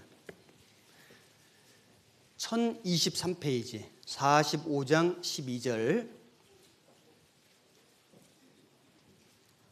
찾으셨으면 12절을 같이 한 절 읽겠습니다. 내가 땅을 만들고 그 위에 사람을 창조하였으며 내가 친수로 하늘을 펴고 그 만상을 명하였노라. 그리고 18절입니다. 역시 같이 한 절 읽겠습니다. 여호와는 하늘을 창조하신 하나님이시며 땅도 조성하시고 견고케 하시되 헛되이 창조치 아니하시고 사람으로 거하게 지으신 자시니라. 그 말씀에 나는 여호와라 나 외에 다른 이가 없느니라. 성경에요, 하나님이 하늘과 땅을 만드셨다, 천지를 만드셨다. 창세기 1장 1절에 태초에 하나님이 천지를 창조하셨다. 성경이 이렇게 시작됩니다. 하나님이 만드셨다는 겁니다. 그러면 하나님이 만드셨다는 무슨 증거가 있어야 하지 않겠습니까? 무조건 만들었다고 할 게 아니고 증거를 보여주셔야 되는데 성경에는 하나님이 천지를 만드셨다는 증거로 가득 차 있습니다. 어떤 사람이 평소에 소중히 사용하는 가방을 잃어버렸습니다.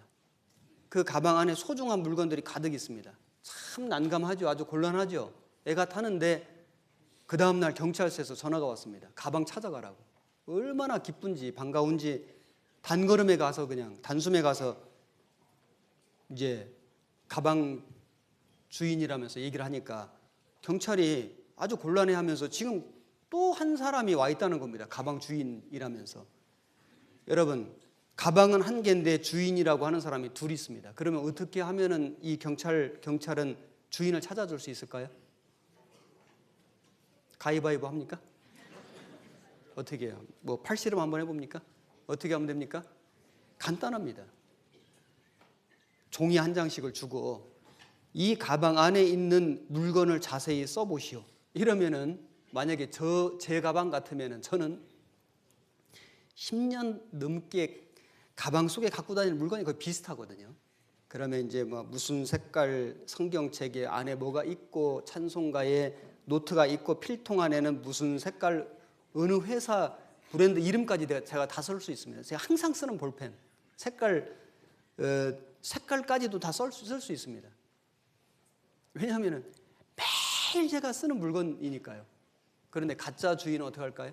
가짜 주인은 경찰 안 볼 때 머리 걸쩍걸쩍 하다가 내뺍니다. 주인 찾는 거 간단하죠. 여러분, 하나님이 천지를 창조하셨다. 그러면 진짜로 하나님이 천지를 창조하셨는지 알 수 있는 방법 간단하죠. 우주 속에 뭐가 있는지, 지구 안에 뭐가 있는지, 지구 속에 뭐가 있는지 하나님 한번 말씀해 보세요. 하나님이 성경에다 다 말씀해 놨습니다. 성경이요, 이게 무슨 윤리 도덕만 가르치는 책이 아니고 하나님이 하늘을 어떻게 만드시고 땅을 어떻게 만드시고 짐승을 어떻게 만드시고 사람을 어떻게 만드셨는지를 다 기록해 놨습니다. 여기 이 영상을 한번 보시겠습니다.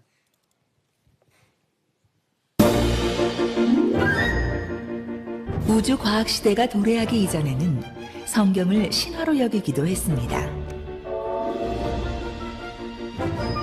그러나 현재에는 성경이 사실임이 과학을 통해 입증되고 있습니다. 3500년 전 청동기 시대의 우주과는 사실과는 거리가 멀었습니다. 인도인들은 신령한 동물들이 세상을 떠받치고 있다고 믿었습니다. 수메르인들은 우주가 평평하다고 생각했습니다. 고대인들은 지구가 우주 공간에 떠 있다는 것을 감히 상상하지도 못했습니다. 그런데 같은 청동기 시대 3500년 전의 기록인 욥기서에는 현대 천문학의 지식이 기록되어 있습니다. 인류 역사상 위대한 과학자들은 과학을 통해 하나님의 존재와 성경이 사실임을 더 확실하게 믿었던 것입니다. 우주는 지극히 선하신 하나님께서 질서정연하게 우리를 위하여 만드셨다. 태양과 행성들 그리고 혜성의 아름다운 체계는 이지적이고 능력 있는 분의 계획과 주관 아래서만 가능하다. 그리고 그러한 사실 때문에 그분은 주 하나님으로 불린다. 과학의 발견이 신앙적인 시각에 맞는 우주를 드러내고 있다. 이처럼 성경은 비과학적이 아니라 현대과학을 앞서는 초과학의 세계가 기록되어 있는 책입니다. 전능하신 하나님께서는 성경과 과학을 통해 당신의 위대하심을 충분히 보여주셨다. 자, 그런지 안 그런지 성경 조금 보겠습니다. 욥기 38장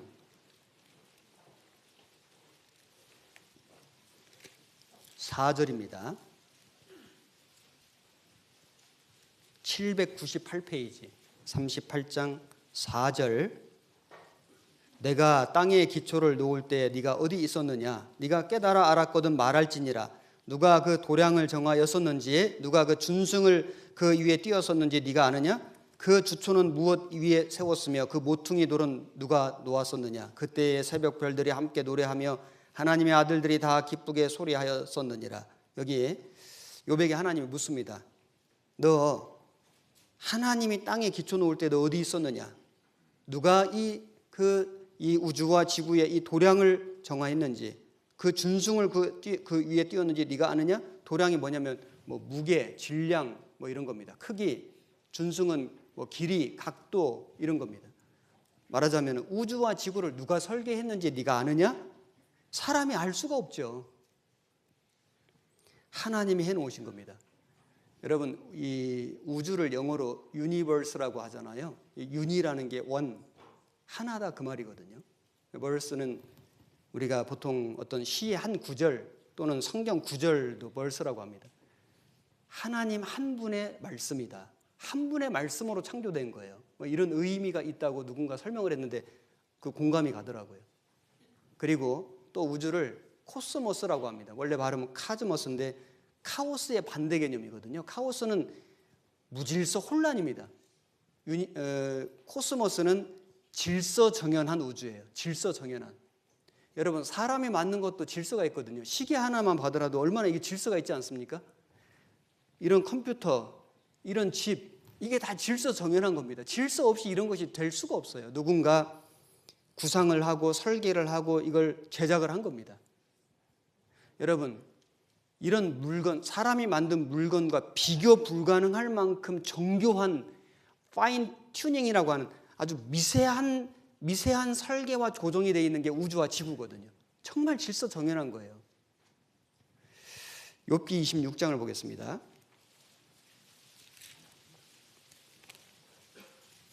26장 7절 785페이지. 그는 북편 하늘을 허공에 펴시며 땅을 공간에 다시며. 욥기가 3500년 전 성경인데 북편 하늘을 허공에 펼치셨다. 여러분, 불과 사람이 우주선을 타고 지구 밖에 나간 건 우리 시대입니다. 우리 시대. 불과 몇십 년 안 됐습니다. 1961년, 1968년, 69년 이때 우주 밖에 나갔거든요. 소련이 제일 먼저 나갔고 61년에 그 다음 미국에서 아폴로 우주선 타고 68년, 69년 달에 갔습니다. 우리 시대, 우리 시대. 그런데 여기 3500년 전에 북편 하늘을 허공에 펼쳐 놓으셨다. 땅이 지구거든요. 땅을 아무것도 없는 것 위에 매달아 놓으셨다. 이런 이야기는, 이런 말씀은 사람이 할 수가 없습니다. 욥기 28장 5절. 지면은 식물을 내나 지하는 불로 뒤집는 것 같고, 이 지구의 지표면에는 나무가 있고 꽃이 있습니다. 과일 나무가 열매를 맺죠. 식물을 내지만은 지하는 불로 뒤집는 것 같고, 점점 들어갈수록 뜨거운 불덩어리입니다. 섭씨 6000도가 넘습니다. 태양 표면 온도하고 비슷합니다. 완전 불덩어리예요. 화산 폭발하는 거 보면 알 수 있죠. 이런 말씀들을 어떻게 3500년 전에 하실 수 있냐 이 말이에요. 만드신 분이 아니면 할 수가 없거든요. 여기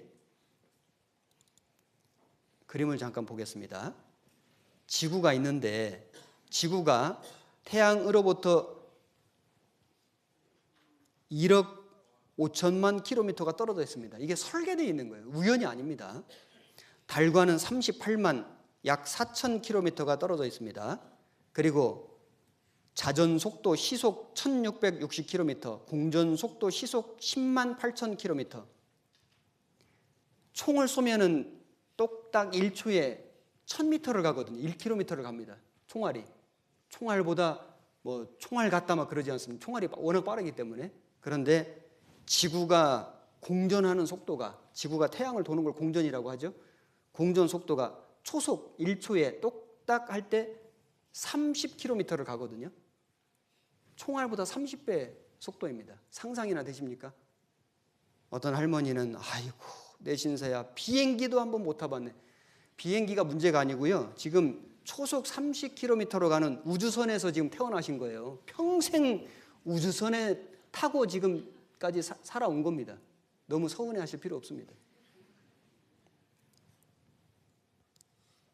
이 지구가 1억 5천만 킬로미터 떨어진 이곳을요, 마치 기차가 레일 위를 달리듯이 달리고 있습니다. 이걸 라이프 존이라고 하는데, 생명지대, 여기를 벗어나 본 적이 없습니다. 기차도 가끔 탈선하지 않습니까? 사고가 나는데 지구가 한 번도 이 라이프 존을 벗어난 적이 없습니다. 여기 수성, 금성, 지구, 화성, 지구, 이 9개 행성이 정확한 궤도가 있고 도는 방향이 있고 속도가 있고 주기가 있습니다. 지구는 1년 365일 5시간 48분 46초가 되면 제자리에 딱 돌아옵니다. 23시간 56분 4초가 되면 자전에서 제자리에 딱 돌아옵니다. 이게 우연입니까? 어떤 여자가 출근을 하는데 똑같은 시간에 똑같은 버스에 똑같은 좌석에 똑같은 옷을 입은 똑같은 남자를 일주일도 아니고 한 달도 아니고 1년 365일 매일 본다. 이거 우연입니까? 계획입니까? 이거 계획이죠. 우연이 될 수가 없습니다. 그거보다 100배, 1000배, 10,000배 어려운 게 지구가 태양을 일정 거리를 유지하면서 정확하게 돌아서 정확하게 제자리로 오기를 인간 역사 속에 지금까지 계속하고 있습니다. 이거 우연입니까? 계획입니까? 그건 계획이에요. 누구의 계획일까요? 하나님의 계획이에요. 여기에 태양에서의 거리와 크기가 물의 행성을 탄생시켰다. 지구만이 물이 평균 온도, 물이 액체로 존재합니다. 평균 온도 15도. 다른 행성에 생명체가 없습니다. 오직 지구뿐입니다. 그래서 이 지구가 23.5도가 기울어져 있으므로 사계절이 생기는 겁니다. 극지방, 남극, 북극에도 사람이 살고 적도에도 사람이 사는 거예요. 기울기가 기울어져 있어서. 그래서 계절과 절기가 생기는데 어떤 어머니가 아들 지구본 사러 나갔는데 하루 종일 갔다 그냥 돌아왔대요. 아들이 엄마 왜 안 사냐니까 야 지구본이 다 불량품이더라. 다 삐뚤어져 가지고. 원래 삐뚤어져 있습니다. 하나님이 기울어 놓으신 거예요. 그래야만 사람이 살 수 있습니다. 하나님이 그렇게 설계해 놓으신 겁니다. 지구를 보호하는 파란 덮개, 이게 대기권이거든요. 하늘이 하늘색인 이유가 뭐냐면 대기권이 있기 때문에 지구에서의 하늘만 파랗거든요. 물론 밤에는 검습니다. 왜냐하면 빛이 없기 때문에. 왜냐하면 지구에 대기권이 있는 거예요. 대기권. 그래서 우주에서 보면 지구가 파란 별인 겁니다. 그리고 비행기 타고 가보시면 아시지만은 구름이 평평합니다. 성경에 구름이 평평하다고 되어 있습니다. 이거 비행기 타고 올라가 보지 않고는 알 수가 없습니다. 지구는 원래 둥근 것일까? 옛날 사람이 생각한 지구의 모양은 여러 가지였지만은 이런 모습이 아니고 지구는 아무것도 없는 것 위에 매달려 있습니다. 떠 있습니다. 그래서 이사야 40장 22절에 보면 그는 땅이 궁창에 앉으시나니, 다른 번역에 보면 원형의 지구에 앉으신 이가 그분이시니, 영어 성경에 보면 the circle of the earth, 원형입니다. circle. 이게 원이거든요. 지구가 동그랗다고 말씀하고 있는 겁니다. 2700년 전에 이사야 선지자를 통해서 하나님 말씀하셨습니다. 우리 시대에 알았는데 2700년 전에 성경을 말씀하고 있는 겁니다. 공기는 질소가 78%, 산소가 21%, 기타로 돼 있는데 정확하게 설계되어 있는 겁니다. 산소가 조금이라도 더 많거나 적으면 안 됩니다. 에어컨이 달린 우주복, 그것이 지구의 대기다. 여러분, 이 지구도 우주거든요. 그런데 우리는 우주복을 안 입고 살아요. 왜냐하면 이 공기층, 대기권 자체가 우주복입니다. 하나님이 사람한테 우주복을 사서 입으라 하지 않으시고 지구에다가 우주복을 입혀놓으신 거예요. 그래서 이 우주복의 역할은 공기의 누출을 막는다. 우주 공간에 공기가 없는데 지구에 공기가 있거든요. 그리고 체온을 일정하게 유지한다. 우주 공간의 온도차가 엄청나게 심한데 지구는 괜찮습니다. 뭐 아무리 추워도 아무리 더워도 살 수 있습니다. 그리고 방사선으로부터 지켜준다. 하나님이 대기권으로 딱 옷을 입혀놓은 거예요. 욥기 26장 7절에 영어 성경에 보면은 He stretches out the doors of empty space. 이 empty space, 텅 빈 공간 위에다가, 북편 하늘을 텅 빈 공간 위에다가 펼쳐놓으신 거예요. 우리 시대는 천체 망원경을 만들어가지고 엄청나게 먼 거리의 별들을 확인할 수 있습니다. 우리 시대. 그런데 북두칠성 뒤에 지름이 3억 광년 되는 별도 별로 없이 텅 빈 상태라는 것을 여러 천문대에서 동시에 발견했습니다. 그리고 지하는 불로 뒤집는 것 같고 그랬는데 여기 지하가 섭씨 7173도다. 내핵이 있는데 모터처럼 회전한다. 그래서 자기장이라는 걸 만들어가지고 수소폭탄 100만 배 위력 태양풍이 지구를 공습하는데 이 자기장이, 내핵이 회전하면서 만든 자기장이 태양풍을 막아주고 있는 거예요. 하나님이 장치를 다 만들어 놓으신 겁니다. 지구를 지키는 보이지 않는 힘, 자기장의 지자기의 비밀, 자기장입니다.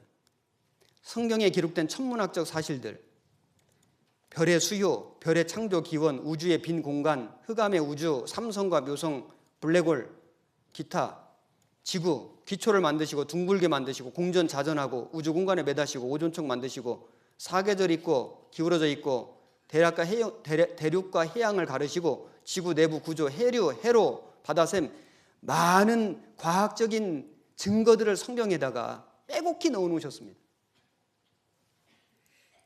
물리, 천문, 지질, 성서는 과학의 총서다. 하나님은 바람에 무게를 재시고 물도 측량했다.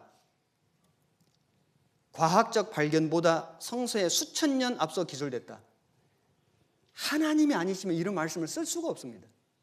하나님이 창조하셨기 때문에 쓰신 겁니다. 아이작 뉴턴, 인체의 신비, 자연의 신비, 우주의 신비를 보고도 하나님을 믿지 않는 사람이 있다면 미친 사람이거나 정지 가지 못한 사람일 것이다. 이런 말을 했고, 파스테르,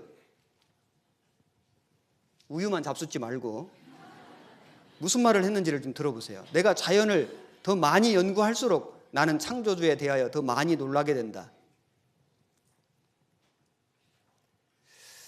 이거 한번 보십시오. 땅을 공간에 다시며. 성경은 마치 인공위성에서 지구를 촬영한 것처럼 묘사하고 있습니다.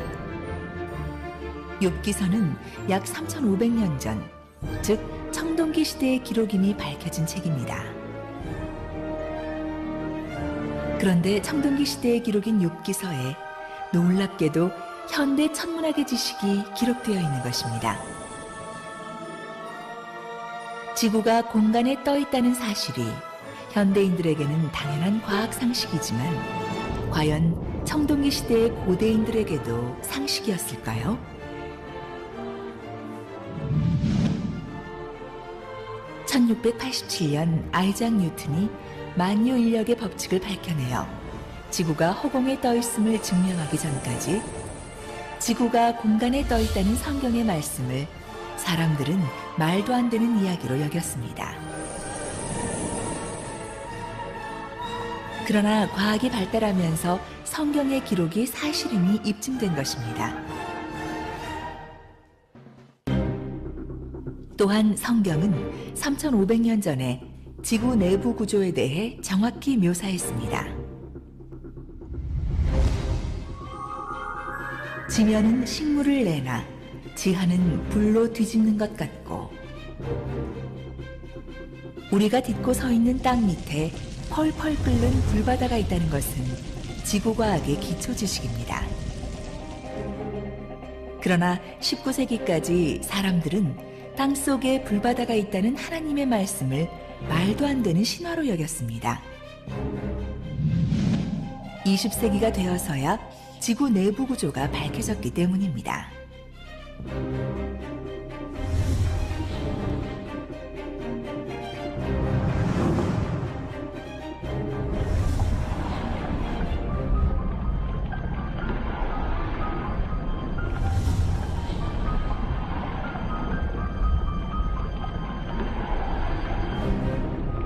과학의 발달로 성경이 사실임이 밝혀진 것입니다. 욥기 36장을 보겠습니다. 36장 27절.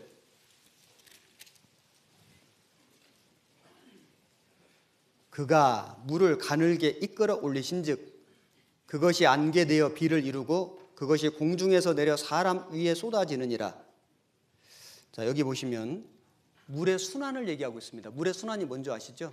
증발, 음결, 강수. 이게 물의 순환이거든요. 지금은 이것이 너무나 당연한 상식이었지만은 사실 이것이 법칙으로 실험 결과로 인해서 법칙으로 정립된 것은 17세기입니다. 불과 한 300년밖에 안 됩니다. 물이 강이나 바다에서 증발되어서 수증기로, 그래서 안개나 구름을 이루고 떠다니다가 그 입자가 부딪힘으로 땅에 떨어지는, 이게 비지 않습니까? 그래서 비로 말미암아 모든 이 생명체에게 물이 공급이 되고 살아가고, 그리고 다시 또 강과 바다로 흘러내려가서 지구를 정화시켜 주는 거예요. 깨끗하게. 이게 물의 순환이지 않습니까? 지금은 상식이지만은, 그런데 이것이 과학으로 정립된 건 불과 얼마 전입니다. 성경은 3,500년 전에 물을 가늘게 이끌어 올리신다. 안개되어 비를 이루고 공중에서 내려 사람이 쏟아진다. 정확하게 말씀하셨습니다. 만드신 분이 아니면 이렇게 말할 수 없습니다. 여기 잠깐 보시겠습니다. 그리고 3,500년 전의 고대인에게 물의 순환에 대한 지식이 없었음은 물론입니다.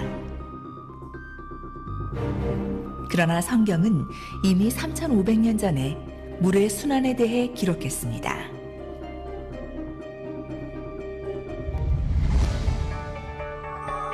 그가 물을 가늘게 이끌어 올리신즉 그것이 안개되어 비를 이루고 그것이 공중에서 내려 사람 위에 쏟아지느니라.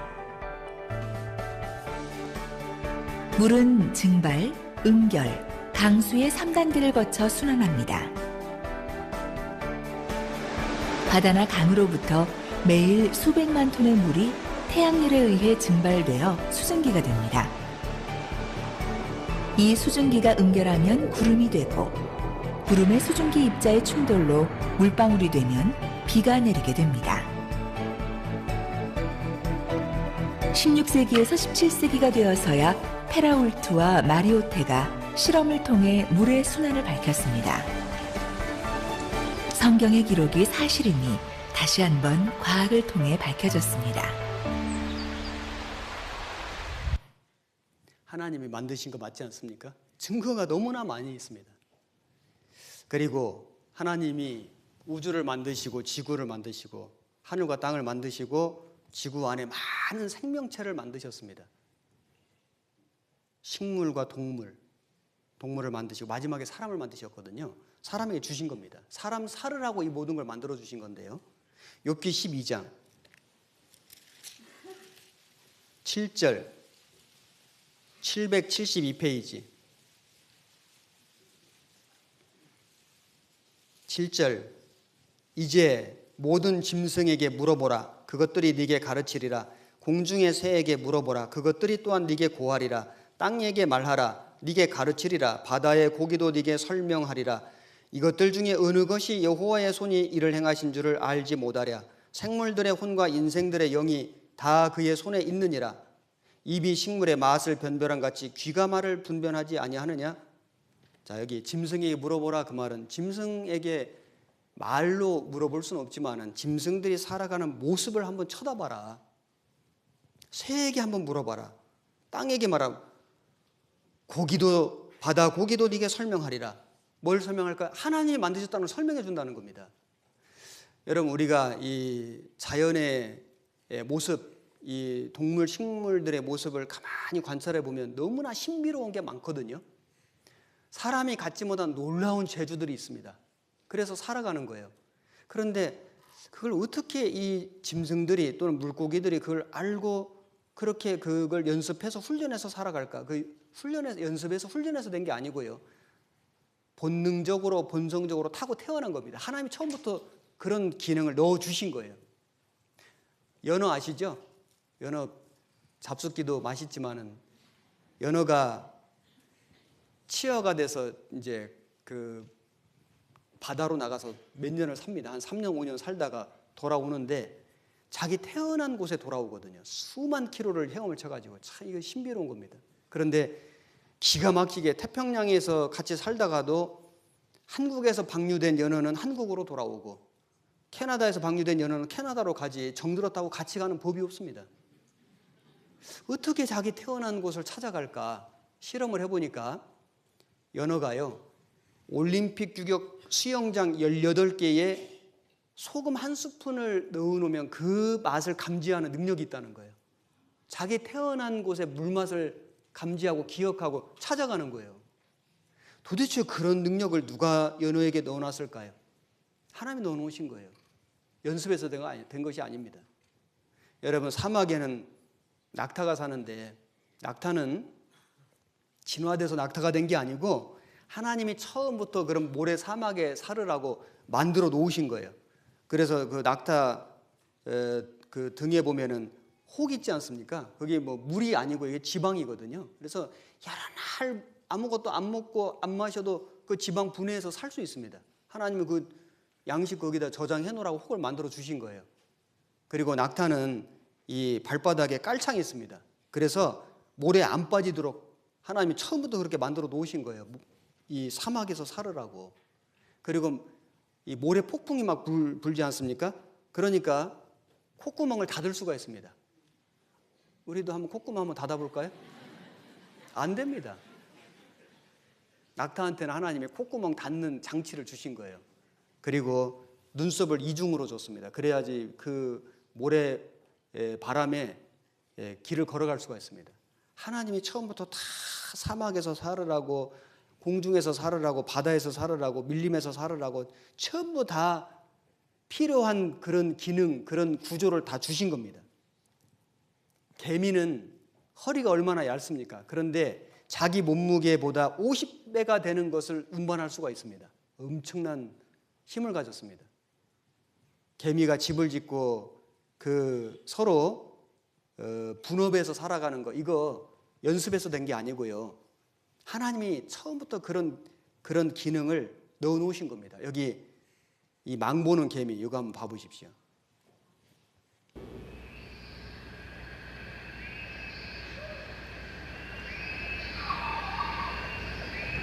이제부터는 사회생활을 하는 곤충들, 즉 열대 밀림지대의 땅속에 사는 작은 흰개미들의 농협협동조합을 보시겠습니다. 일개미들은 밤이 되면 돈벌이를 하러 가기 위해서 조심스레 굴을 빠져나갑니다. 거의 완벽하다고 할 정도의 돈벌이입니다. 일개미들은 유충의 먹이로 쓰일 곰팡이를 기르기 위해 나뭇잎을 잘라서 집으로 가져옵니다.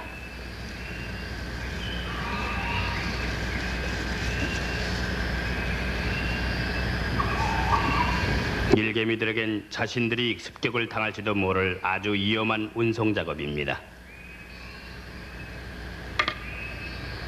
그러므로 야경꾼들에게서 보호를 받게 됩니다. 인간의 경우 이 같은 일이라면 힘센 팔을 가진 사람이 필요하겠지만 흰 개미들은 머리가 큰 놈을 쓴답니다. 이들은 머리만 큰 것이 아니라 강타자이기도 합니다. 그러나 위험이 닥칠 때 이들은 두들겨 패는 것이 아니라 특별히 단단한 머리로 나뭇잎의 가장자리나 줄기를 두들겨서 위험 신호를 알립니다.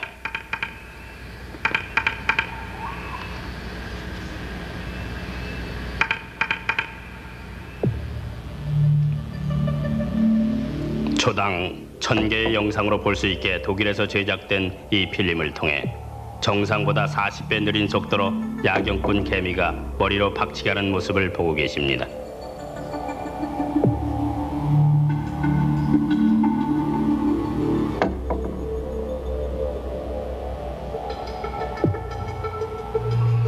위험이 확인되면 이들은 연속적으로 머리를 두들깁니다. 그러면 야경꾼들에게서 야경꾼으로 위험 신호가 전달돼 나갑니다. 이때 소리는 꼭 빗방울이 떨어지는 소리와 흡사하며 3m 떨어진 곳에서도 들을 수 있을 정도입니다. 그러면 일개미들은 얼른 집으로 되돌아옵니다. 우리는 나가서 돈을 벌어드릴 테니까 당신네들은 망 좀 잘 보시오. 아주 멋진 분단 작업입니다. 참, 이거 누가 이거 고안해가지고 연습했겠습니까? 하나님 처음부터 다 만들어 놓으신 거예요. 우연이 된 거 하나도 없습니다. 여기 그림 좀 몇 개 보겠습니다. 철새들은 어떻게 방향을 찾을까? 태양, 지구, 지구 자기장, 감지 능력, 밤엔 별자리 보고 방향합니다. 물속에 숨어있는 방향 탐지 자석, 몸속에 숨어있는 방향 탐지 자석, 비둘기는 뛰어난 방향 감각을 이용해 집을 찾는 것으로 알려져 있다. 연구 결과 비둘기의 머리뼈와 뇌의 경막 사이에 있는 2mm 정도의 작은 조직 속에서 미소한 마그네타이트 덩어리가 발견되었다. 이게 자침과 같은 성분이라는 겁니다. 철새는 왜 V자로 날까? 앞에 새 날개짓으로 상승기로 생겨 뒤에 새는 힘 덜 쓰고 날아. 수천 마리 동시 교신 첨단 레이더, 이거 박쥐요. 박쥐가 고주파 소리를 내 가지고 그 소리를, 되돌아오는 소리를 반사파로 이 길을 찾는데 소형 전자장치가 있다는 겁니다. 음파를 분석하는.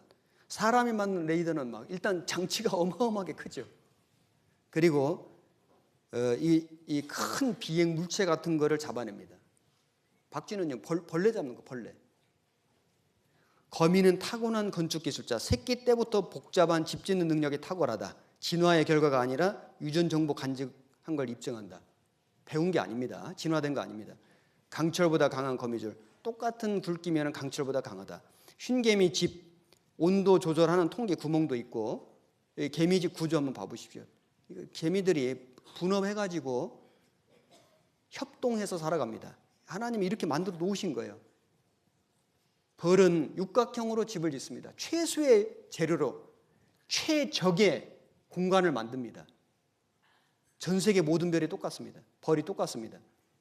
꿀벌의 놀라운 의사 전달 방법, 여름 겨울철의 냉난방 기술, 여기 꿀이 있는 거리에 따라 원형춤, 외걸춤을 추고 사계절 30도 유지하기 위해 물과 밀랍을 이용한다. 일본 지진 쥐가 먼저 알았다. 동물은 지진을 예측한다. 두꺼비들은 3일 전 미리 알고 대이동.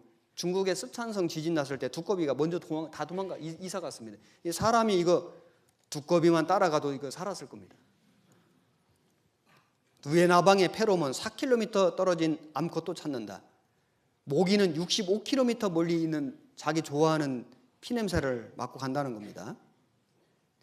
이 물고기 중에 아귀라는 게 있는데 여기 보면은 이 아귀가 등 지느러미 앞 끝에 낚싯대 같은 것이 하나 딱 달려 있어. 이걸로 물고기를 유인하는 겁니다. 이렇게요. 낚싯대를 하나 달고 다닙니다. 이거 누가 이거 다 달아놨을까요? 이거 아기 엄마가 달아놨을까요? 하나님 달아놓으신 거예요. 이렇게 먹고 살으라고. 물총고기는 물 밖에 벌레를 쏴서 맞히는데 이게 물이 굴절되거든요. 그 각도를 계산해서 쏘는 겁니다. 이 곤충들이 자기 몸을 숨기는 위장 전술이 뛰어납니다. 그래서 계절에 따라서 막 몸 색깔을 바꾸고 이 나뭇잎 색깔에 따라서 막 바꿉니다. 나뭇잎하고 비슷하게 몸을 만들어 가지고 자기를 숨겨요. 적으로부터. 이거 누가한테 이거 배운 겁니까? 하나님이 이런 기술을 주신 겁니다. 올빼미에게 비행수를 배운다. 소리 없이 나는 능력. 차세대 스텔스기에 응용한다. 잠자리야 너의 능력을 담고 싶어. 그래서 1초에 무려 30회 날개지 인공 척추 디스크 개발에 활용하고 비행복 만들어 조종사 보호하고 비행 접시형 전투기에 적용하고 잠자리보고 배우는 겁니다. 신성이라는 회사는 비버에게서 건설 전문가 정신을 배웁니다. 굴착기 하나 없이 강물 막아 댐짓는 토목 전문가. 전복 거미에게 미래과학 배운다. 전복 초고강도 껍질에서 표면 보호제를 착안하고 거미줄 강철보다 10배 강의 방탄소묘 개발하고 홍합에서 물에 젖어도 안 떨어지는 접착제 연구하고 매미 뱃속 진동파는 대형 앰프다. 소리를 20배까지 증폭한다. 이거 매미 보고 앰프 만드는 겁니다. 상어비늘 수영복, 최고의 시력 독수리와 매, 독수리 눈은 줌 카메라다. 뱀 눈은 적외선 투시 카메라다. 신비한 동물들의 눈. 자연 보고 배우는 게 많거든요. 자연을 모방하는 게 과학입니다. 그런데 사실은 자연이 이게 스스로 자자 그러할 연자 스스로 된 게 아니고 사실 하나님 만들어 놓으신 건데 그 글자 자체가 좀 잘못됐어요. 저절로 된 거 아닙니다. 자연을 모방하는 것이 최첨단 기술이다. 곤충을 알면 과학이 보인다. 사실 하나님이 이 자연 속에다가 많은 원리 법칙 같은 걸 넣어 놓으셨거든요. 사람이 그거 보고 과학을 만들어가는 겁니다. 모방하는 거예요. 로마서 1장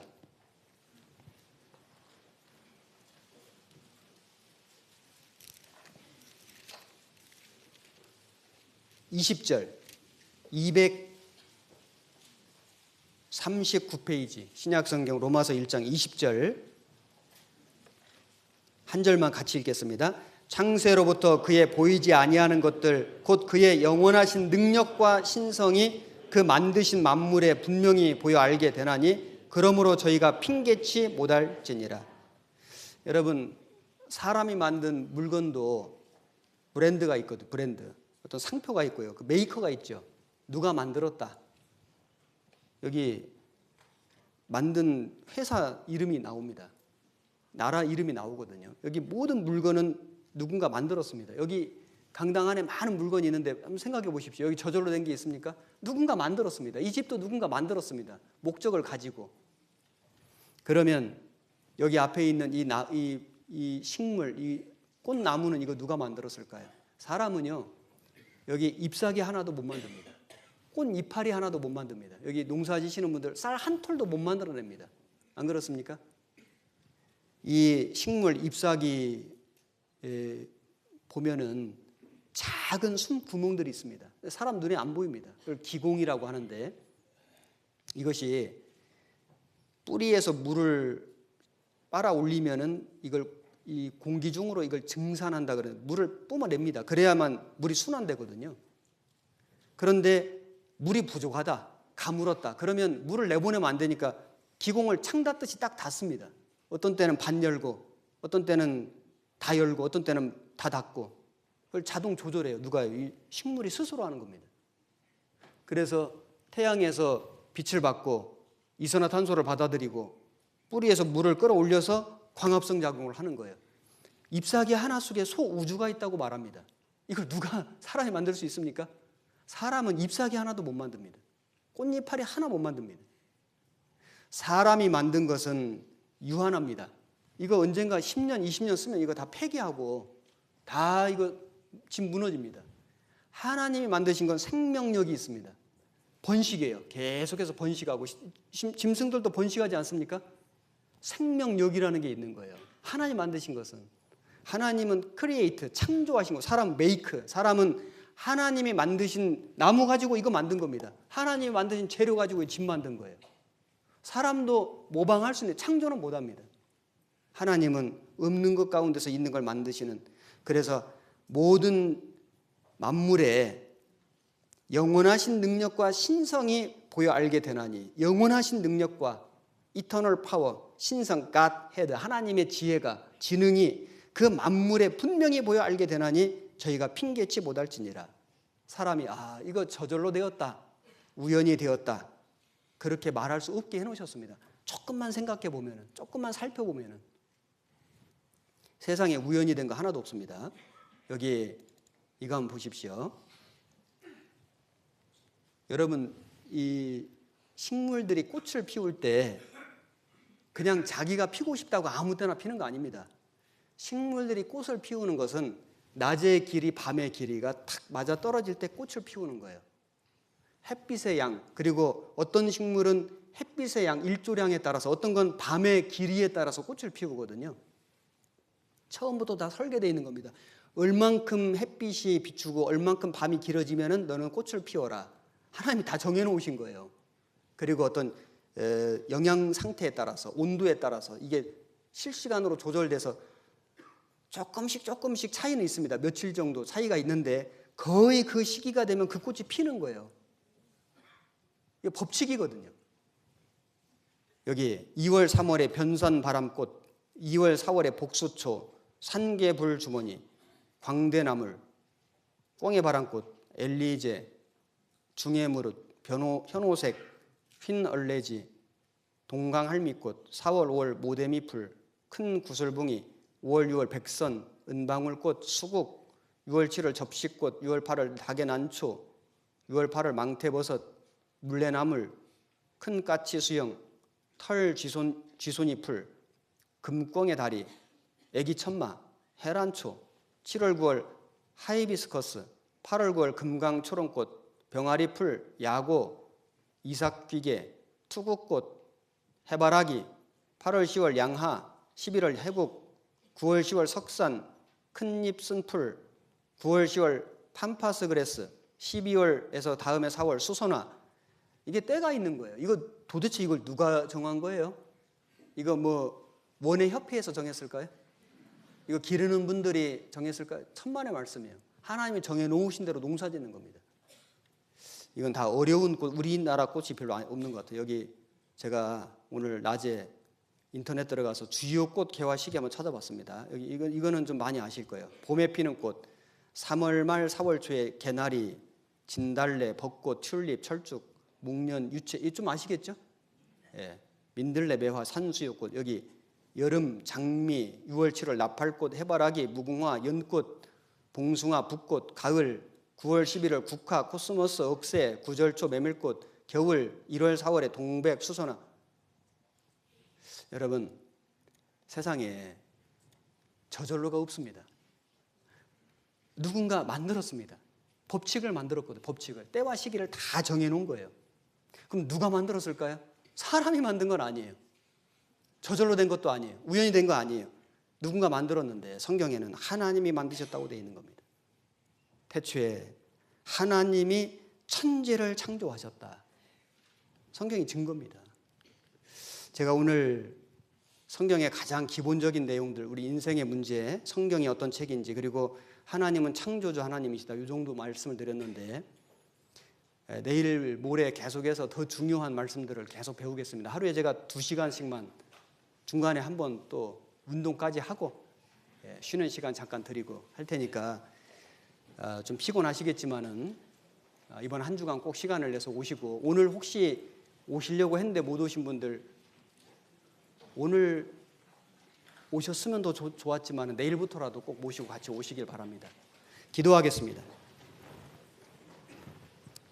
살아계신 하나님, 오늘 성경 강연의 첫째 날 귀한 영혼들을 하나님 말씀 앞으로 인도해 주신 것 감사드립니다. 아무쪼록 이번 한 주간 전해지는 이 하나님의 말씀을 통해서 눈에 보이지 않지만 살아계신 하나님을 알게 해주시고 또 믿을 수 있게 도와주시고 모든 사람들이 구원받아서 천국 가는 믿음 가지고 살아가도록 도와주옵소서.